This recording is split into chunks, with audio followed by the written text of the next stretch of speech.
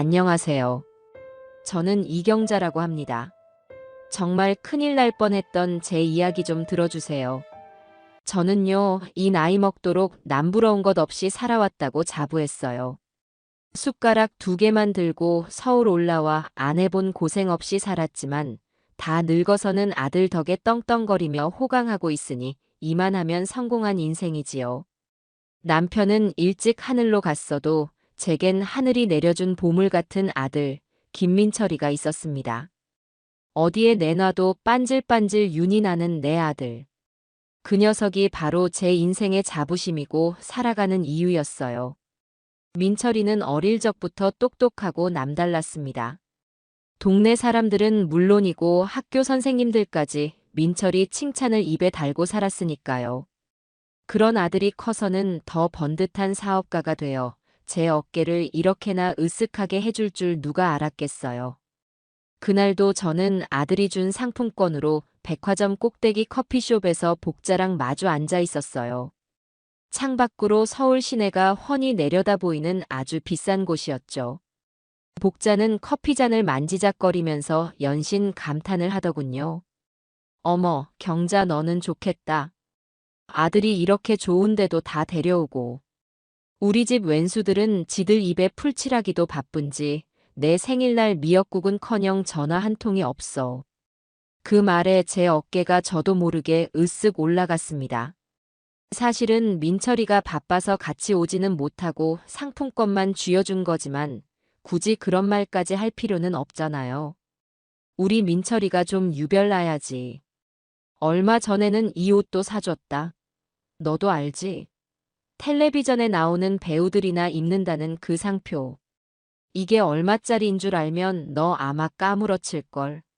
제가 일부러 옷깃을 매만지며 자랑을 하자 복자 눈이 동그래졌어요.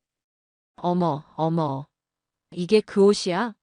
아이고, 빛깔부터 다르네. 달라. 나는 이런 거 구경도 못 해봤는데. 아들 하나 정말 잘 뒀다, 경자 너는.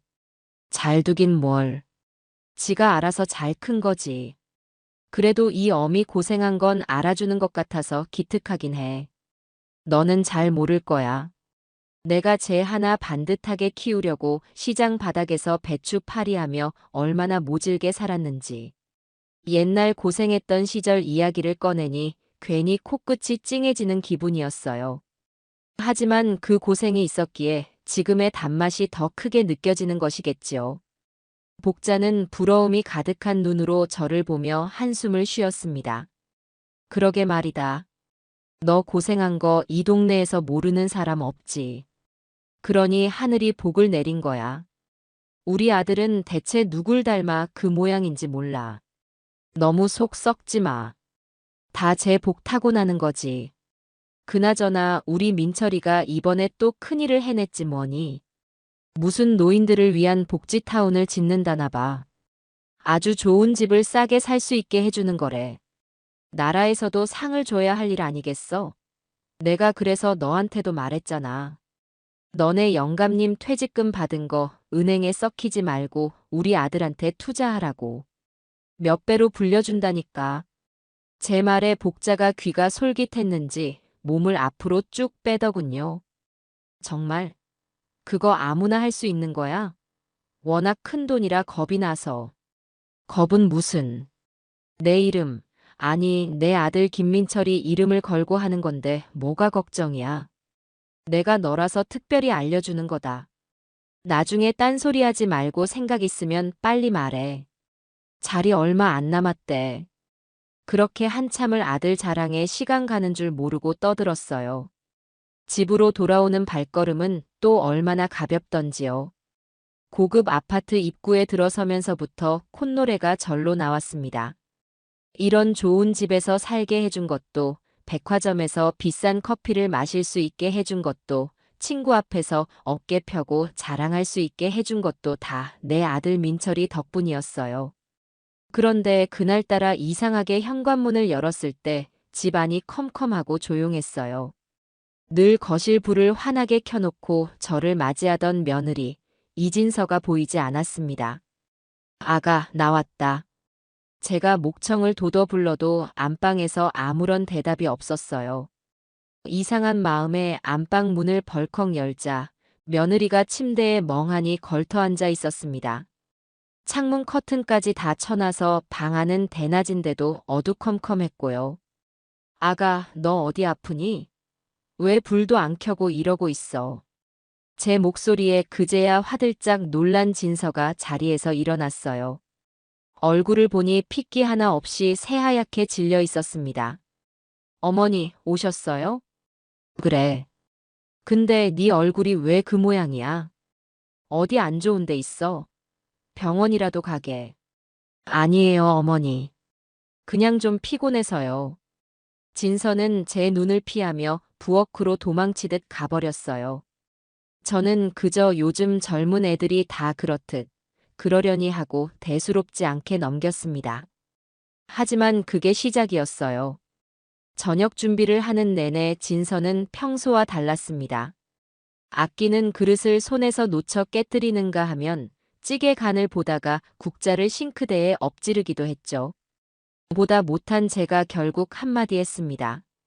너 오늘 왜 이렇게 정신을 못 차리니? 무슨 안 좋은 일 있어?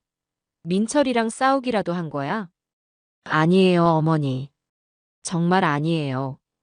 진서는 고개를 세차게 저으며 제게서 등을 돌렸어요. 그 모습에 괜히 속에서 부하가 치밀더군요. 살가운 며느리는 아니었지만 그래도 이렇게까지 저를 답답하게 한 적은 없었는데 말이에요.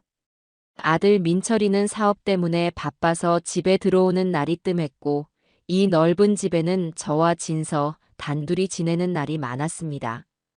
그러니 며느리가 저렇게 그늘진 얼굴로 있으니 제 기분까지 덩달아 가라앉는 것 같았어요. 저녁 식사를 하는 내내 우리 사이에는 아무런 대화도 오가지 않았습니다. 어색한 침묵 속에서 숟가락 부딪히는 소리만 달그락거릴 뿐이었죠. 저는 일부러 분위기를 좀 띄워보려고 아들 이야기를 꺼냈습니다. 오늘 복자 만났는데 우리 민철이 사업에 투자하고 싶어서 안달이 났더라. 역시 보는 눈들은 있어가지고. 안 그래, 아가. 제 말에 진서가 움찔하며 수저를 놓쳤어요. 쨍그랑. 요란한 소리를 내며 수저가 바닥으로 떨어졌습니다. 어머니, 그 얘기는 제발. 뭐가? 내가 틀린 말했어? 네 남편이 잘나서 사람들이 몰리는 걸 어떡하니? 너는 남편이 저렇게 고생하는데 기운 나게 해주지는 못할 망정. 왜 그렇게 매가리가 없어? 제 타박에 진서는 아무 말도 하지 못하고 그저 고개만 푹 숙였습니다. 그 떨리는 어깨를 보니 측은한 마음이 들기도 했지만 한편으로는 답답해서 속이 터질 것만 같았어요. 저렇게 약해 빠져서야 어디 큰 사업가 안 사람 노릇을 제대로 하겠나 싶었죠. 그리고 운명의 날이 밝았습니다. 그날 아침은 시작부터 이상했어요. 밤새 뒤숭숭한 꿈을 꾼 탓인지 잠자리가 영 개운치가 않았습니다. 이른 새벽에 눈이 떠져 물이라도 한 잔 마실까 하고 거실로 나갔는데 며느리 진서가 소파에 웅크리고 앉아 있었습니다. 어둠 속에서 하얀 소복처럼 보이는 그 모습에 저도 모르게 악 하고 소리를 지를 뻔했어요. 아가, 너 잠도 안 자고 거기서 뭐 하는 거니? 어머니, 일어나셨어요? 진서의 목소리는 물에 젖은 솜처럼 축축하고 힘이 없었습니다. 달빛에 비친 얼굴은 어젯밤보다 더 새하얗게 보였어요. 꼭 금방이라도 쓰러질 사람처럼 말입니다. 너 정말 어디 아픈 거 아니야? 안 되겠다. 아침 먹고 병원부터 가보자. 제가 걱정스러운 마음에 진서의 이마를 짚으려 다가간 순간이었어요. 갑자기 진서가 제 바짓가랑이를 붙잡고 늘어졌습니다. 아니, 무릎을 꿇었다는 표현이 더 정확하겠네요. 갑작스러운 행동에 너무 놀라 저는 그 자리에 못 박힌 듯 굳어버렸습니다. 어머니, 제가 잘못했어요. 제가 다 잘못했으니까 제발 오늘 하루만, 딱 하루만 제 부탁 좀 들어주세요. 네. 아니, 아가. 너 왜 이래? 무슨 일인데 그래? 일단 일어나서 말을 해봐. 저는 진서를 일으켜 세우려고 했지만 녀석은 죽어도 안 일어나겠다며 버텼습니다. 그러고는 거의 울음이 터지기 직전의 목소리로 제게 애원하기 시작했어요. 어머니, 오늘은 절대 텔레비전 보시면 안 돼요. 절대로요. 약속해 주세요, 어머니. 제발요. 뭐, 텔레비전은 왜? 그냥요. 그냥 오늘 하루만. 제가 어머니 좋아하시는 고구마도 삶아드리고 하루 종일 어깨도 주물러 드릴게요. 그러니까 우리 오늘 하루는 텔레비전 없이 지내요. 네. 저는 도무지 이 상황을 이해할 수가 없었습니다. 텔레비전을 보지 말라니. 그게 대체 무슨 소리일까요? 혹시 민철이가 깜짝 선물을 준비했는데 그걸 텔레비전으로 먼저 알게 될까봐 저러는 걸까요? 아니면 제가 좋아하는 아침 드라마 주인공이 오늘 죽기라도 한대요. 별의별 생각을 다 해봤지만 며느리가 저렇게까지 절박하게 매달리는 이유를 짐작할 수가 없었습니다. 오히려 저렇게까지 유난을 떠니 무슨 일인지 더 궁금해져서 참을 수가 없었어요.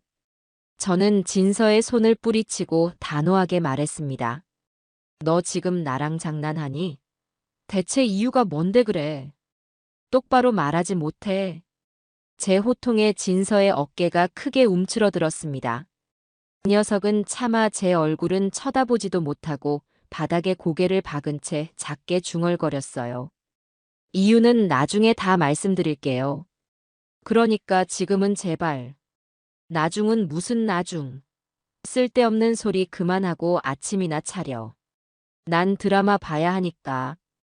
저는 더 이상 상대할 가치도 없다는 듯 진서를 그대로 내버려 두고 안방으로 들어가 버렸습니다. 등 뒤에서 며느리가 작게 흐느끼는 소리가 들리는 것 같았지만 애써 무시했어요. 지금 생각하면 그때 며느리의 말을 들었어야 했습니다. 그 애절한 부탁을 들어주었더라면 제 남은 인생이 송두리째 무너져 내리는 그 끔찍한 순간을 피할 수 있었을지도 모르는데 말입니다.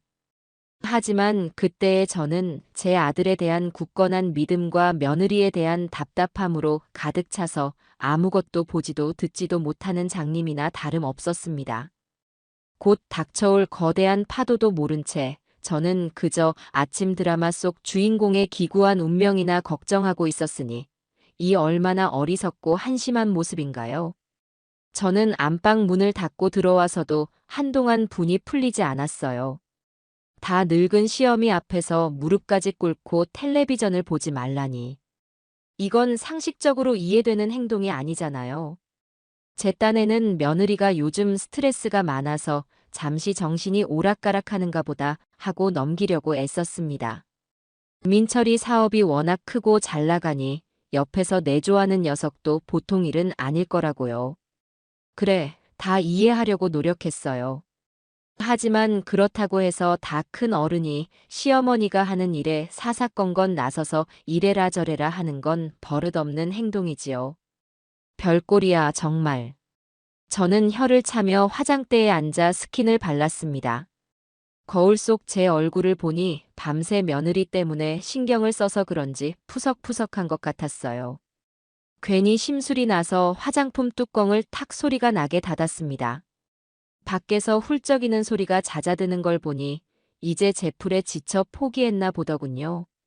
아침 드라마가 시작하려면 아직 시간이 좀 남았길래 저는 소파에 편하게 앉아 리모컨을 들었어요. 어디 보자. 오늘은 또 무슨 일이 터지려나.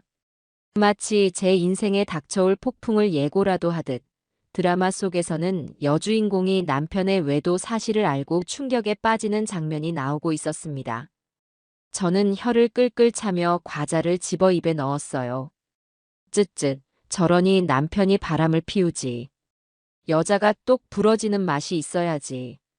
남의 집 불구경하듯 참 한가로운 소리를 하고 있었던 겁니다. 드라마 속 여주인공이 겪는 배신감의 크기가 잠시 후 제가 느끼게 될 고통에 비하면 손톱 밑에 가시만도 못하다는 사실을 까맣게 모른 채로요. 드라마가 한창 절정으로 치닫고 있을 때였어요. 여주인공이 남편의 멱살을 잡고 오열하는 그 순간 갑자기 화면이 휙 바뀌었습니다. 띠링 마이너스 하는 요란한 소리와 함께 화면 중앙에 긴급 속보라는 네 글자가 큼지막하게 떠올랐어요. 아, 뭐야. 제일 중요한 순간에. 저는 짜증을 내며 리모컨으로 채널을 돌리려 했습니다. 하지만 제 손은 이내 허공에서 멈추고 말았어요.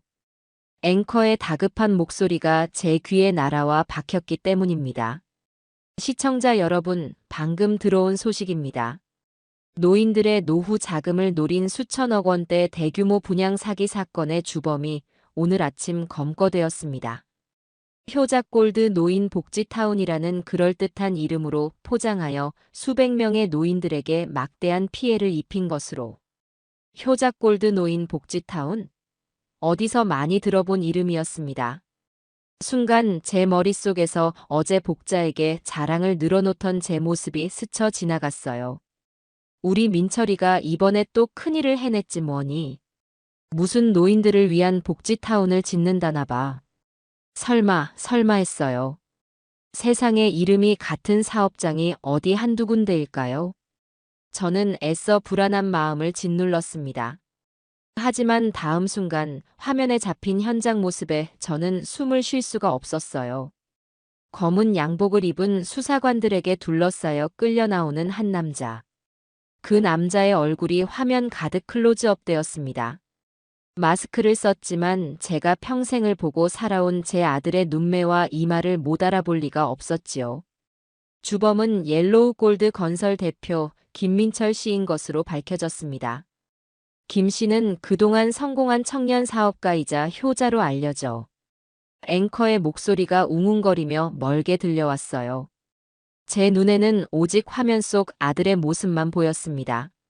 수사관들에게 양팔이 붙잡힌 채 힘없이 끌려 나오던 아들. 그 순간 아들이 카메라를 향해 고개를 들었어요. 그 눈빛. 제가 알던 반듯하고 선량한 아들의 눈이 아니었습니다. 차갑고 날카롭고 심지어는 이 모든 상황이 귀찮다는 듯한 생전 처음 보는 낯선 눈빛이었어요. 화면 아래로는 자막이 정신없이 흘러가고 있었습니다.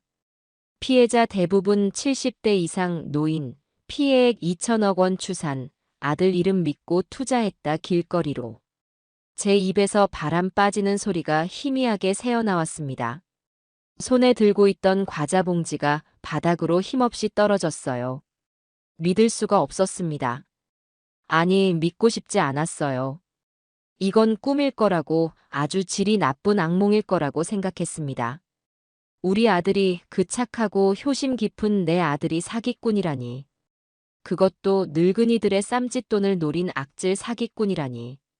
말도 안 되는 소리였어요. 분명 무슨 오해가 있을 거라고, 동명이인이거나 아니면 누군가의 모함일 거라고 저는 필사적으로 현실을 부정했습니다. 하지만 제 귀를 파고드는 처절한 울음소리가 그것이 모두 현실임을 증명하고 있었어요. 카메라 앞으로 몰려든 할머니, 할아버지들이 땅을 치며 절규하고 있었습니다. 내 돈 내놔. 이 사기꾼 녀석아. 평생 모은 돈이다 이놈아. 너 때문에 우리 영감 약값도 없게 생겼다. 그 아비규환 속에서 제 눈에 익은 얼굴이 들어왔습니다. 어제 저와 함께 커피를 마셨던 복자였어요. 복자는 바닥에 주저앉아 경자야, 네 아들이 나한테 어떻게 이럴 수가 있어 라며 목 놓아 울고 있었습니다. 그 모습을 본 순간 제 머릿속에서 무언가 툭 하고 끊어지는 소리가 났습니다. 어지러웠어요. 세상이 빙글빙글 돌기 시작했습니다. 며칠 전부터 안색이 파리했던 며느리의 얼굴, 오늘 아침 무릎을 꿇고 애원하던 그 절박한 모습이 눈앞을 스쳐 지나갔습니다. 어머니, 오늘은 절대 텔레비전 보시면 안 돼요. 절대로요. 진서는 모든 것을 알고 있었던 겁니다. 그래서 저를 필사적으로 말리려 했던 거예요. 저 불쌍한 것이 혼자서 얼마나 속을 태우고 있었을까요? 그런 며느리의 속도 모르고 저는 버럭버럭 화만 냈으니 이 얼마나 미련하고 멍청한 시어미인가요? 후회가 파도처럼 밀려왔지만 이미 늦었습니다. 제 심장이 발밑으로 쿵 하고 떨어지는 기분이었어요. 숨이 턱 막히고 손끝부터 시작해 온몸이 차갑게 식어갔습니다. 텔레비전 소리, 복자의 울음소리, 세상의 모든 소리가 아득하게 멀어졌어요. 눈앞이 하얗게 변하면서 제 몸이 더 이상 제 것이 아닌 것처럼 느껴졌습니다. 소파 등받이에 기댔지만 몸이 자꾸만 옆으로 기울었어요. 방에서 뛰쳐나온 며느리가 제 이름을 부르며 달려오는 것이 흐릿하게 보였습니다.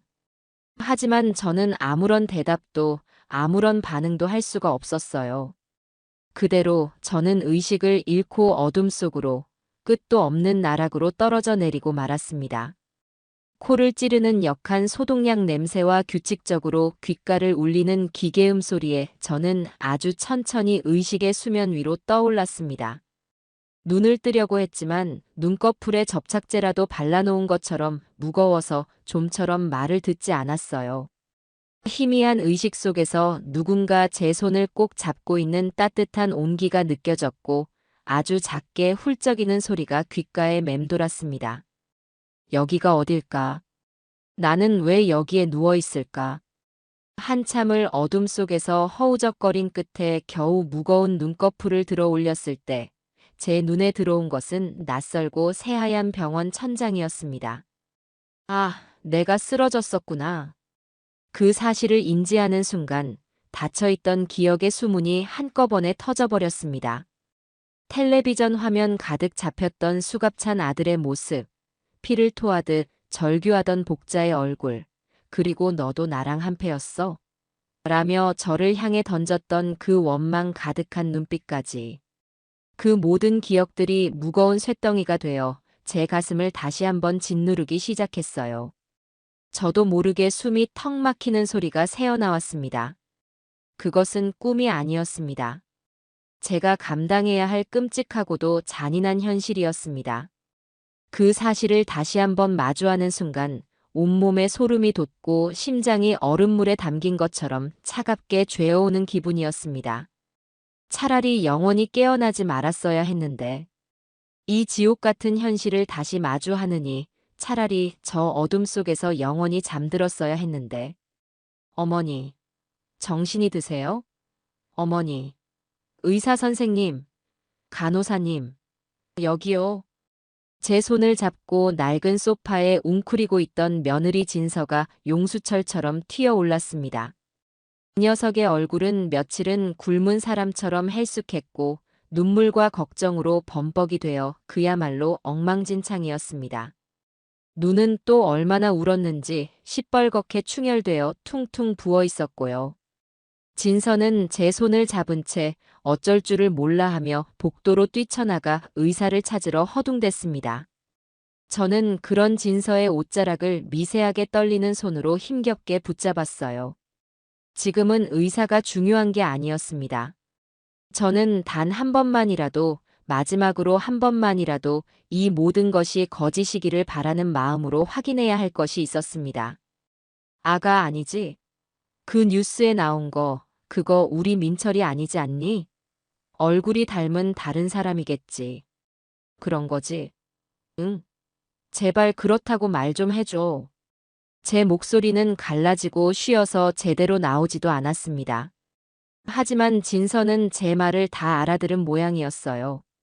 복도에서 의사를 부르던 녀석은 제 질문에 아무런 대답도 하지 못하고 그 자리에 얼어붙은 채로 다시 고개를 숙이고 말았습니다. 그리고는 참았던 눈물을 다시 굵은 빗방울처럼 뚝뚝 바닥으로 떨어뜨리기 시작했어요. 그 길고 긴 침묵과 뜨거운 눈물이 제게 이 세상 그 어떤 말보다 더 잔인하게 모든 것을 말해주고 있었습니다. 제 마지막 남은 신락 같은 희망이 산산조각 나 제가 되어 흩어지는 순간이었습니다. 잠시 후 의사와 간호사가 들어와 제 상태를 이것저것 확인했습니다. 혈압을 재고 청진기를 대보고 눈꺼풀을 뒤집어 보기도 했어요. 의사는 큰 충격을 받아서 생긴 일시적인 쇼크이니 절대적인 안정을 취해야 한다고 마음을 편하게 가지라고 말했습니다. 마음을 편하게 가지라니. 자식놈이 천하의 사기꾼이 되어온 세상에 얼굴이 팔렸는데 이 세상 어느 어미가 마음을 편하게 가질 수 있단 말인가요?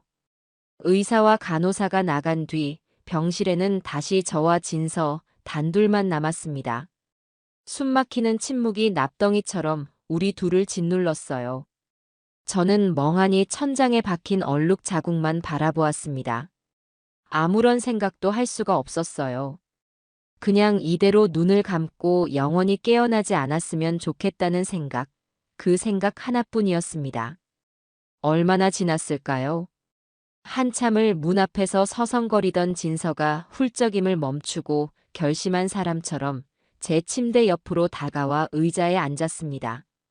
그리고는 아주 오랫동안 지옥 같은 시간 속에서 혼자서만 사겨왔을 그 끔찍하고도 무거운 이야기들을 하나씩 아주 천천히 꺼내놓기 시작했어요. 어머니, 다 제 잘못이에요. 조금 더 빨리 어머니께 말씀드렸어야 했는데 제가 너무 어리석고 겁이 많았어요. 정말 죄송해요. 저는 대답 없이 듣고만 있었어요. 지금 누구를 탓하고 원망할 기력조차 남아있지 않았습니다. 제가 그 사람이 좀 이상하다고 생각한 건 한 6개월도 더 된 것 같아요. 처음에는 그저 사업 때문에 바쁜가 보다 했어요. 밤늦게 들어오는 날이 잦아지고 주말에도 서재에 틀어박혀 밤새 누군가와 통화하는 일이 많아졌죠. 제가 무슨 일이냐고 물으면 그냥 중요한 해외 투자 건이라고 여자들은 신경 쓰지 말라고 퉁명스럽게 말할 뿐이었어요. 진서의 말에 따르면 민철이는 아주 치밀하고 계획적으로 그리고 아주 교활하게 움직였다고 해요. 처음에는 정말로 번듯한 건설 회사를 운영하는 것처럼 보였다고 합니다. 하지만 어느 순간부터 회사 돈을 야금야금 빼돌리고 있지도 않은 효자골드 노인 복지타운이라는 유령 사업을 만들어내기 시작한 거죠. 최고급 호텔처럼 보이는 조감도와 온갖 감언이설로 가득 찬 홍보 책자를 만들어서 주로 판단력이 흐린 노인들이 많이 모이는 공원이나 경로당, 복지관 같은 곳을 집중적으로 돌아다니며 사람들을 홀렸다고 합니다. 자식들한테 손 벌리지 않고 우리끼리 품위 있고 편안한 노후를 보낼 수 있는 마지막 기회입니다. 지금 계약하시면 시세의 반값으로 평생 사실 수 있는 자격을 드립니다. 이런 말도 안 되는 소리로요. 한 번은 제가 그 사람 서재를 청소하다가 사업 계획서처럼 보이는 서류 뭉치를 우연히 봤어요. 호기심에 살짝 넘겨봤는데 거기에 이렇게 적혀 있더군요. 주요 공약 대상 70대 이상 독거노인 및 금융 지식이 부족한 노년 부부. 자식과의 관계가 소원할수록 성공 확률 높음. 저는 그때 온몸에 소름이 돋았어요. 어머니, 이건 사업이 아니라 덫을 놓고 버리는 사냥이었던 거예요. 진서는 그 사실을 알고 그날 밤 민철이에게 따졌다고 합니다. 이게 다 무슨 짓이냐고 당장 그만두지 않으면 어머니께 모든 것을 말씀드리겠다고요. 그러자 민철이는 태연한 얼굴로 비웃으며 이렇게 말했다고 해요. 어머니, 우리 어머니가 그 말 듣고 어떻게 될 것 같아? 평생 아들 하나만 보고 살아온 분이야.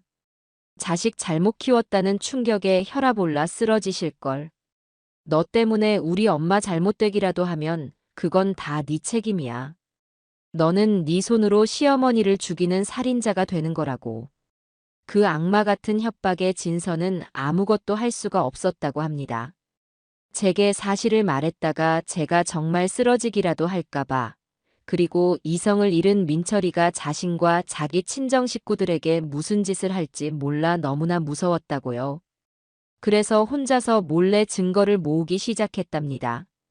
민철이의 통화 내용을 녹음하고 서재에 숨겨둔 비밀 서류들을 한밤중에 몰래 사진으로 찍어두면서요. 언젠가는 이 모든 것을 세상에 밝혀야 한다는 생각, 그 생각 하나만으로 하루하루를 지옥 속에서 버텨왔다고 했습니다. 제가 너무 한심하고 바보 같죠, 어머니? 좀 더 용기를 냈어야 했는데. 그래서 피해가 이렇게 눈덩이처럼 커지기 전에 막았어야 했는데. 저 때문에 더 많은 분들이. 진서는 자책하며 말을 잇지 못하고 오열했습니다. 저는 그런 며느리를 보니 가슴이 미어졌어요.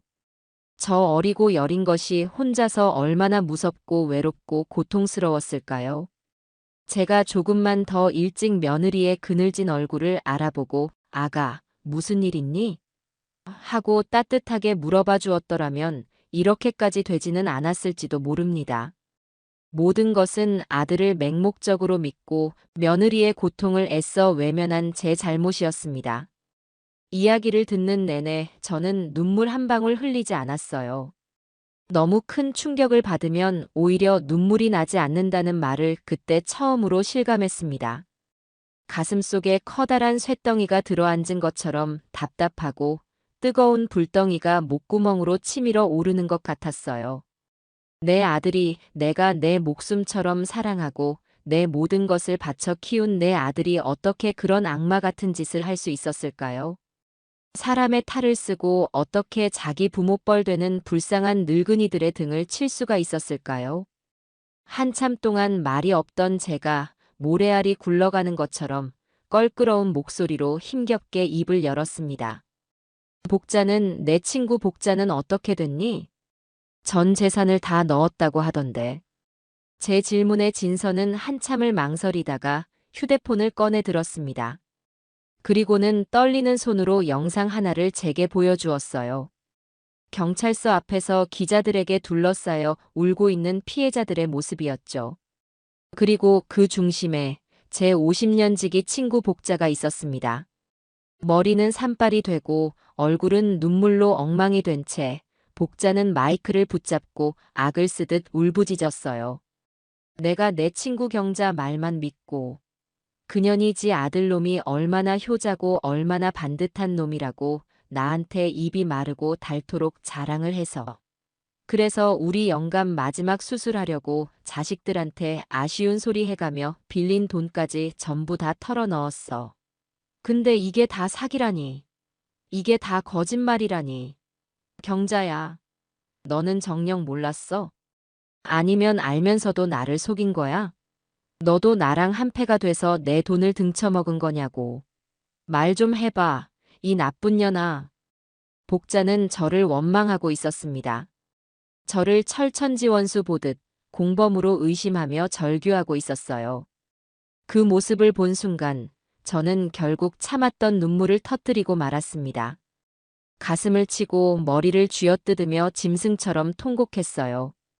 제가 무슨 짓을 한 걸까요? 제가 아들 자랑을 하고 다니며 복자를 부추긴 것이나 다름없었습니다. 제가 복자를 사기 구렁텅이로 제 손으로 직접 밀어넣은 공범이었던 겁니다. 차라리 저를 찾아와 욕을 하고 머리채를 잡았으면 속이라도 시원했을 텐데 저를 믿었던 만큼 사무치는 배신감에 몸부림치는 친구의 모습을 보니 심장이 갈기갈기 찢어져 가루가 되는 것 같았어요. 어머니 진정하세요. 이러다 정말 큰일 나세요. 제발요, 어머니. 진서가 저를 부축하며 함께 울었습니다. 하지만 저는 멈출 수가 없었어요. 제 아들 때문에 평생의 터전을 잃고 길거리에 나앉게 된 수많은 사람들, 그리고 50년 우정을 나눈 친구에게 씻을 수 없는 상처를 준 제 자신이 너무나 원망스러워 견딜 수가 없었습니다. 그날 밤, 저는 병실 침대에 누워 뜬 눈으로 밤을 새웠습니다. 창밖은 칠흑같이 어두웠지만 제 마음속의 영원한 어둠에 비하면 아무것도 아니었습니다. 제 인생은 이제 완전히 끝났다고 생각했어요. 더 이상 살아갈 희망도 이유도 자격조차도 없다고요. 병원에서는 하루 이틀 더 안정을 취하고 경과를 지켜본 후에 퇴원하라고 했지만 저는 막무가내로 고집을 부려 다음 날 아침 바로 퇴원 수속을 밟았습니다. 이런 낯설고 불편한 곳에 시체처럼 누워있느니 차라리 내 집에서 모든 것을 정리하고 싶었어요. 진서의 부축을 받아 아파트에 들어서는 순간 저는 현관문 앞에서부터 숨이 턱 막히는 것을 느꼈습니다. 불과 이틀 전 아침까지만 해도 세상에서 가장 안락하고 자랑스러운 나의 왕국이었던 이 집이 지금은 마치 거대한 무덤처럼 혹은 내 아들의 범죄 사실을 전시해 놓은 징그러운 박물관처럼 느껴졌어요. 거실에 들어서자 이틀 전 아침에 끔찍한 기억이 마치 어제의 일처럼 생생하게 되살아나 저를 덮쳤습니다. 제가 정신을 잃고 쓰러졌던 바로 그 소파. 그 소파 앞에는 아직도 제가 먹다 흘린 과자 부스러기들이 어지럽게 흩어져 있었어요. 그리고 그 맞은편에는 모든 불행의 시작이었던 저주스러운 텔레비전이 마치 거대한 검은 무덤처럼 입을 꾹 다문 채 덩그러니 놓여 있었습니다. 저는 마치 귀신이라도 본 사람처럼 비틀거리며 뒷걸음질 쳤습니다. 어머니, 괜찮으세요? 힘드시면 방에 들어가서 좀 누우세요. 진서가 걱정스러운 얼굴로 제 팔을 붙잡았지만 저는 고개를 저었어요. 이 집안에 제 발로 다시 들어선 이상, 더 이상 현실을 외면하고 도망칠 수는 없었습니다. 저는 결심한 사람처럼 천천히, 아주 천천히 집 안을 둘러보기 시작했어요. 마치 처음 와보는 낯선 공간을 살피듯이요. 민철이가 어버이날 선물이라며 사준 앉으면 구름처럼 온몸이 푹 꺼지던 이탈리아제 최고급 소파. 제 결혼 기념일 선물이라며 바꿔준 벽 한쪽을 가득 채운 영화관처럼 커다란 텔레비전. 그리고 제 방으로 들어가자 제 눈에 가장 먼저 들어온 것은 화장대 위에서 조명빛을 받아 영롱하게 번쩍이는 보석함과 옷장. 문을 열자마자 위용을 뽐내며 걸려있는 이틀 전 복자에게 그렇게나 자랑했던 바로 그 비싼 모피 코트였습니다. 그 모든 것들이 이제는 더 이상 제 인생의 훈장도 자랑거리도 아니었어요. 그것들은 모두 제 아들이 다른 사람들의 눈에서 피눈물을 뽑아내고 그들의 인생을 송두리째 훔쳐서 마련한 추악한 증거물이었습니다. 저 푹신한 소파에는 평생 모은 돈을 날린 어느 할아버지의 깊은 한숨이 묻어있는 것 같았고, 저 커다란 텔레비전에서는 제 친구 복자의 처절한 절규가 환청처럼 들려오는 듯했습니다. 보석함의 다이아몬드는 억울하게 모든 것을 빼앗긴 어느 할머니의 눈물 방울처럼 보였고, 옷장 속 모피 코트는 수많은 피해자들의 살점을 잔인하게 뜯어 기워 만든 것처럼 징그럽고 역겹게 느껴졌어요. 으악! 저는 저도 모르게 목이 찢어져라 비명을 질렀습니다.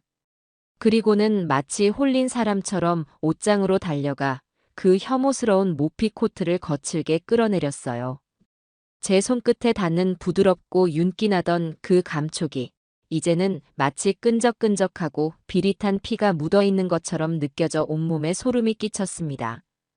어머니, 왜 그러세요? 제발 진정하세요. 놀란 진서가 달려와 제 허리를 끌어안으며 말렸지만 저는 짐승처럼 울부짖으며 며느리를 뿌리쳤어요. 그리고는 부엌으로 달려가 서랍에서 가장 크고 날이 잘 드는 주방 가위를 꺼내 들었습니다. 저는 그 모피 코트를 거실 바닥에 내동댕이 치고 가위로 사정없이 자르기 시작했습니다. 싹둑 싹둑 가위날이 번뜩일 때마다 부드러운 털들이 힘없이 잘려나가 허공을 먼지처럼 떠다녔어요. 그것은 단순한 옷이 아니었습니다. 제 아들에 대한 맹목적이고 어리석었던 믿음, 세상 물정 하나 모르고 아들이 벌어다 주는 더러운 돈으로 호의호식했던 지난날의 제 자신 그리고 친구 앞에서까지 잘난 척하며 으스대던 제 천박한 허영심의 결정체였죠. 저는 그 모든 것을 잘라내고 있었습니다. 이 더러운 집에서 제 인생에서 영원히 도려내고 있었습니다. 어머니, 제발 그만하세요. 그러다 다치세요. 진서가 울면서 제 손에서 가위를 뺏으려고 했지만 그때의 저는 아무도 말릴 수 없는 분노와 광기에 휩싸여 있었습니다. 한참 동안이나 미친 사람처럼 가위질을 해대자 얼마 전까지만 해도 수백만 원을 호가하며 제 어깨를 으쓱하게 만들어주던 모피 코트는 이제 형체도 알아볼 수 없는 너덜너덜한 걸레 조각이 되어 바닥에 나뒹굴었어요. 저는 숨을 헐떡이며 그 자리에 주저앉았습니다. 온몸에서 힘이 쭉 빠져나갔지만 이상하게도 가슴을 짓누르던 커다란 돌덩이가 조금은 작아진 듯한 기분이었습니다. 그렇게 한바탕 광란의 소동을 치르고 난 뒤 저는 넋이 나간 사람처럼 한참을 바닥에 앉아 있었어요. 진서는 아무 말 없이 제 곁을 지키며 빗자루와 쓰레받기를 가져와 묵묵히 거실 바닥에 흩어진 털 조각들을 쓸어 담았습니다. 얼마나 시간이 흘렀을까요? 제가 먼저 침묵을 깨고 마른 입술을 열었습니다. 아가. 네, 어머니. 나는 이 집에서 단 하루도 더는 못 살겠다. 진서는 말없이 저를 바라보았습니다. 여기에 있는 모든 것들이, 저 소파도, 저 텔레비전도, 이 집조차도 다 그 애가 남의 눈에서 피눈물 뽑아서 훔쳐온 것들이야. 나는 도둑의 어미였어. 이런 도둑의 소굴에서 내가 어떻게 숨을 쉬고 어떻게 발 뻗고 잠을 잘 수가 있겠니? 제 말에 진서는 조용히 고개를 끄덕였습니다. 저는 비틀거리며 자리에서 일어나 안방 서랍 가장 깊숙한 곳에 넣어두었던 제 명의로 된 집문서와 땅문서 몇 개를 꺼내왔어요. 모두 민철이가 사업이 잘 된다며 세금 문제 때문에 그런다고 제게 맡겨두었던 재산들이었습니다. 저는 그것들을 진서 앞에 내밀었습니다. 이것도 다 그의 돈일 게다. 아니, 그의 돈이 아니지. 우리 불쌍한 피해자들 돈이지. 이것들을 다 팔아서 먼지 한 톨이라도 그분들께 돌려드려야겠다. 어머니. 진서의 눈에 다시 눈물이 차올랐습니다. 저는 그런 며느리의 손을 잡고 진심으로 사과했어요. 그리고 아가. 너한테는 정말 면목이 없다.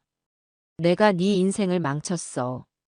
저런 악마 같은 놈인 줄도 모르고 너를 내 며느리로 들였으니 내가 평생 갚아도 못 갚을 죽을 죄를 지었다. 어서 이 집을 떠나거라. 너는 아직 젊고 새 인생을 시작해야지. 이런 끔찍한 집구석에 더는 발 묶여있지 말고. 그러자 진서는 제 손을 더욱 꽉 잡으며 고개를 세차게 저었습니다. 아니에요, 어머니. 어머니 잘못이 아니에요. 그리고 저 안 떠나요. 이제 이 집에는 어머니랑 저 둘뿐이에요. 제가 어머니를 지켜드릴 거예요. 이제부터는 제가 어머니 딸 할래요. 그 말에 저는 결국 또다시 뜨거운 눈물을 터뜨리고 말았습니다. 이런 지옥 같은 상황에서 저를 원망하기는커녕 오히려 저를 지키고 제 딸이 되어주겠다는 며느리가 너무나 고맙고 대견해서 가슴이 미어졌어요. 저는 아들을 잃었지만 어쩌면 진짜 딸 하나를 얻은 것일지도 모른다는 생각이 들었습니다. 그 순간 제 머릿속을 가득 채우고 있던 절망의 안개가 걷히고 앞으로 제가 무엇을 해야 할지 길이 선명하게 보이기 시작했습니다. 이대로 주저앉아 울고만 있을 수는 없었습니다. 아들이 저지른 죄는 아들의 몫이지만 그 죄의 뿌리를 뽑고 조금이라도 바로잡는 것은 그 악마를 세상에 내놓은 어미로서 제게 남겨진 마지막 책임이자 속죄의 길이었습니다. 저는 결심한 사람처럼 자리에서 벌떡 일어났습니다. 그리고 진서를 보며 전과는 비교할 수 없이 단호하고 강한 목소리로 말했어요. 아가, 옷 입어라. 네. 어디 가시게요? 경찰서에 가야겠다. 경찰서요? 민철 씨 면회 가시게요? 가서 탄원이라도. 진서의 물음에 저는 고개를 가로저었습니다. 아니, 내 아들놈 잡는 거 도와주러 간다. 아니, 내 아들놈뿐만 아니라 그놈이랑 붙어먹은 공범놈들까지 모조리 다 잡아넣는 거 내가 도와주러 간다. 제 말에 진서의 눈이 동그래졌어요. 아마 제가 아들을 위해 눈물로 용서를 빌러갈 줄 알았던 모양입니다. 하지만 저는 이미 마음을 정했어요. 김민철은 더 이상 제 아들이 아니었습니다. 수많은 사람들의 인생을 파멸시킨 사회의 암적인 존재였고 저는 그 암 덩어리를 세상에 내놓은 어미로서 제 손으로 직접 그 뿌리까지 도려내야만 했습니다.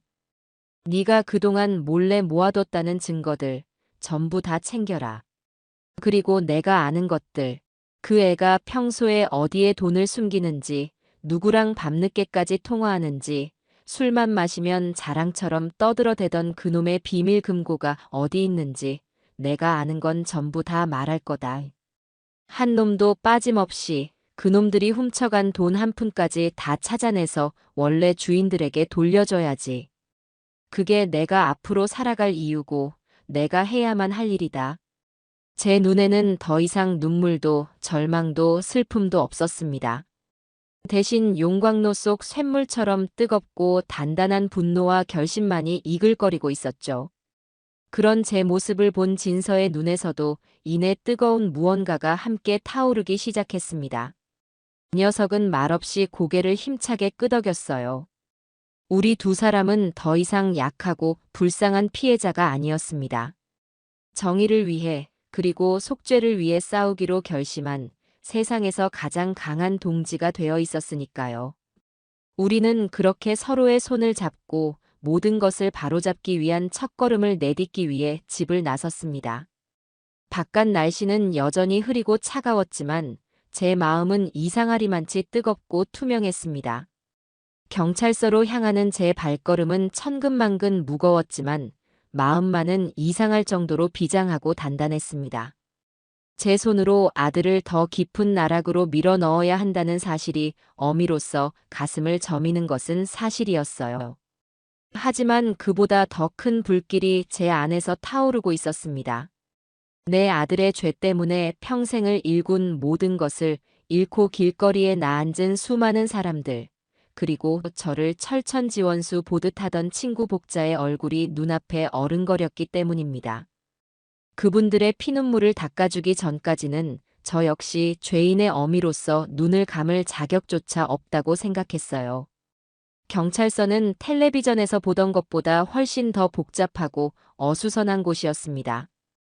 여기저기서 고성이 오가고 술에 취해 횡설수설하는 사람, 억울함을 호소하며 우는 사람, 그리고 지친 얼굴의 경찰관들이 정신없이 오갔어요.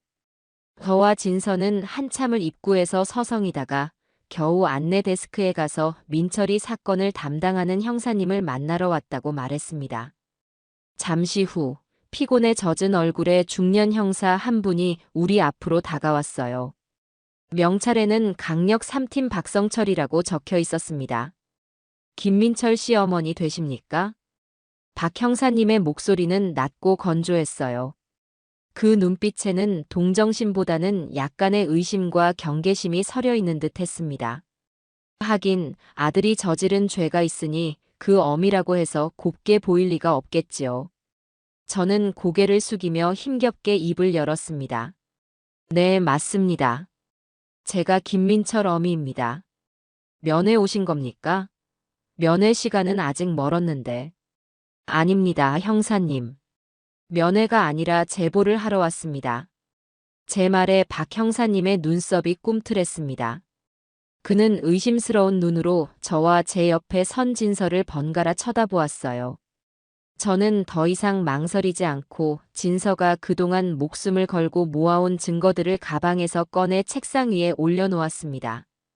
민철이의 통화 내용이 담긴 작은 녹음기와 각종 계약서와 장부들을 몰래 찍어둔 사진들이 담긴 USB였어요. 이건 제 며느리가 그동안 모은 것들입니다. 아마 수사에 도움이 될 겁니다. 박 형사님은 말없이 녹음기와 USB를 집어들고 잠시 살피더니 우리를 작은 조사실로 데리고 들어갔습니다. 차가운 쇠 책상과 의자 몇 개가 전부인 아주 삭막한 방이었어요. 그는 진서가 내민 증거들을 컴퓨터에 연결해 하나씩 확인하기 시작했습니다. 녹음기에서 민철이의 목소리가 흘러나오자 저도 모르게 눈을 질끈 감았습니다. 박 부장, 이번에 들어온 할망구 돈은 바로 다른 계좌로 돌려놔. 어계좌 말고 새로 판 시계좌로. 절대 흔적 남기면 안 돼. 아들의 목소리는 제가 알던 그 다정한 목소리가 아니었어요. 냉정하고 계산적이고 교활하기 짝이 없는 범죄자의 목소리였습니다. 진서가 모아온 증거들을 확인하는 동안 박 형사님의 표정은 점점 더 심각해졌습니다. 그는 한숨을 내쉬며 턱을 쓰다듬었어요. 이런 중요한 걸 왜 이제야 가져오셨습니까? 조금만 더 일찍 왔더라면 피해를 줄일 수 있었을 텐데요. 그의 원망 섞인 말투에 진서가 고개를 숙이며 말했습니다. 죄송합니다. 남편이 어머니를 걸고 협박하는 바람에 제가 너무 어리석었습니다. 박 형사님은 더 이상 진설을 다그치지 않고 이번에는 저를 향해 시선을 돌렸습니다. 어머님께서는 아드님이 이런 일을 벌이고 있다는 걸 정말 모르셨습니까? 네. 정말입니다. 까맣게 몰랐습니다. 저는 제 아들이 세상에서 가장 반듯하고 착한 아들인 줄로만 알고 살았습니다. 이 죄인의 어미가 너무나 멍청하고 아둔했습니다. 제 목소리가 심하게 떨려 나왔습니다. 박 형사님은 제 눈을 한참 동안이나 들여다보았어요. 그 눈빛 속에서 의심이 조금씩 걷히고 인간적인 연민 같은 것이 비치는 듯 했습니다. 저는 이 기회를 놓치지 않고 제가 아는 모든 것을 털어놓기 시작했습니다. 형사님, 우리 아들놈은 아주 교활하고 치밀한 놈입니다. 절대 자기 손에 돈을 쥐고 있는 놈이 아니에요. 분명 다른 사람 이름으로 된 통장에 돈을 다 숨겨뒀을 겁니다. 그리고 술만 마시면 입버릇처럼 자랑하던 비밀 금고가 있어요. 자기 서재에 아무도 모르는 공간이 있다고, 거기에는 자기 목숨보다 더 중요한 것들이 들어있다고 늘 말했었습니다. 그리고 박 부장이라는 사람하고 밤늦게까지 통화하는 걸 여러 번 들었습니다. 아마 그놈이 공범일 겁니다. 저는 제가 기억하는 모든 것, 민철이가 무심코 흘렸던 말 한마디까지 전부 다 쏟아냈습니다. 제 이야기를 듣는 동안 박 형사님은 쉴 새 없이 수첩에 무언가를 받아 적었어요. 한참 동안 제 이야기를 다 듣고 난 그는 잠시 생각에 잠기더니 제게 이렇게 말했습니다. 어머님, 지금부터가 중요합니다.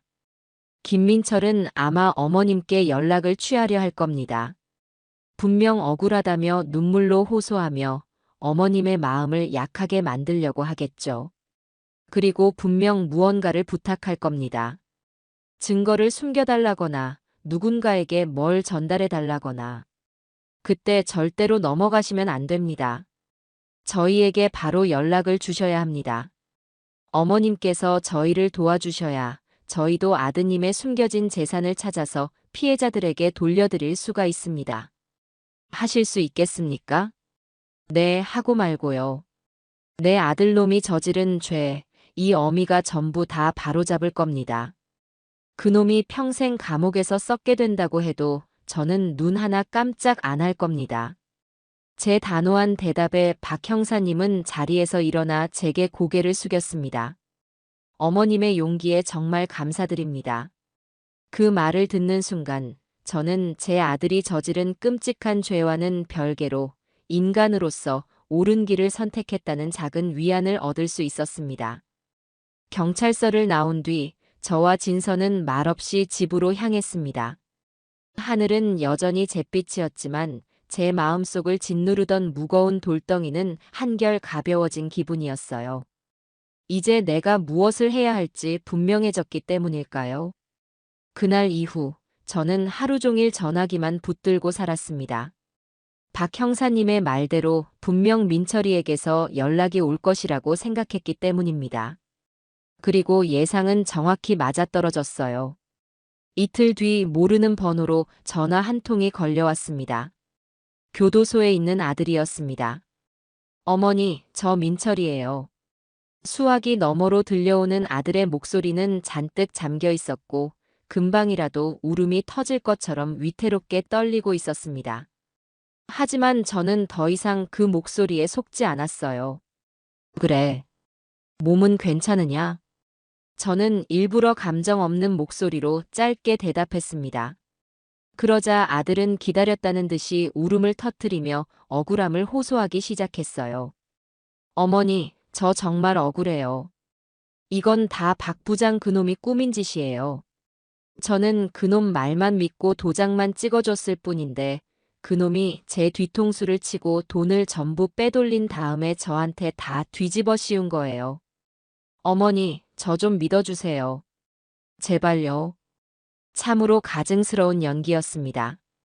예전 같았으면 오냐오냐 내 아들 얼마나 억울하냐며 함께 울며 가슴을 쳤겠지만 지금의 저는 달랐습니다. 그래서 나더러 뭘 어쩌라는 거냐? 어머니, 제가 여기서 나가려면 증거가 필요해요. 박 부장 그놈이 저를 협박했던 녹음 파일이 있어요. 그걸 검사한테 제출해야 제 누명을 벗을 수 있어요. 제 방 책상, 세 번째 서랍 안쪽에 손을 넣어보시면 작은 공간이 하나 있어요. 거기에 제가 작은 봉투 하나를 숨겨뒀거든요. 그거 아무도 모르게 꺼내서 제가 알려주는 변호사한테 좀 전해주실 수 있으세요? 어머니밖에 없어요. 제발 저 좀 살려주세요, 어머니. 아들은 눈물 콧물을 쏟으며 애절하게 매달렸습니다. 저는 아무런 대답 없이 수화기를 들고 있었어요.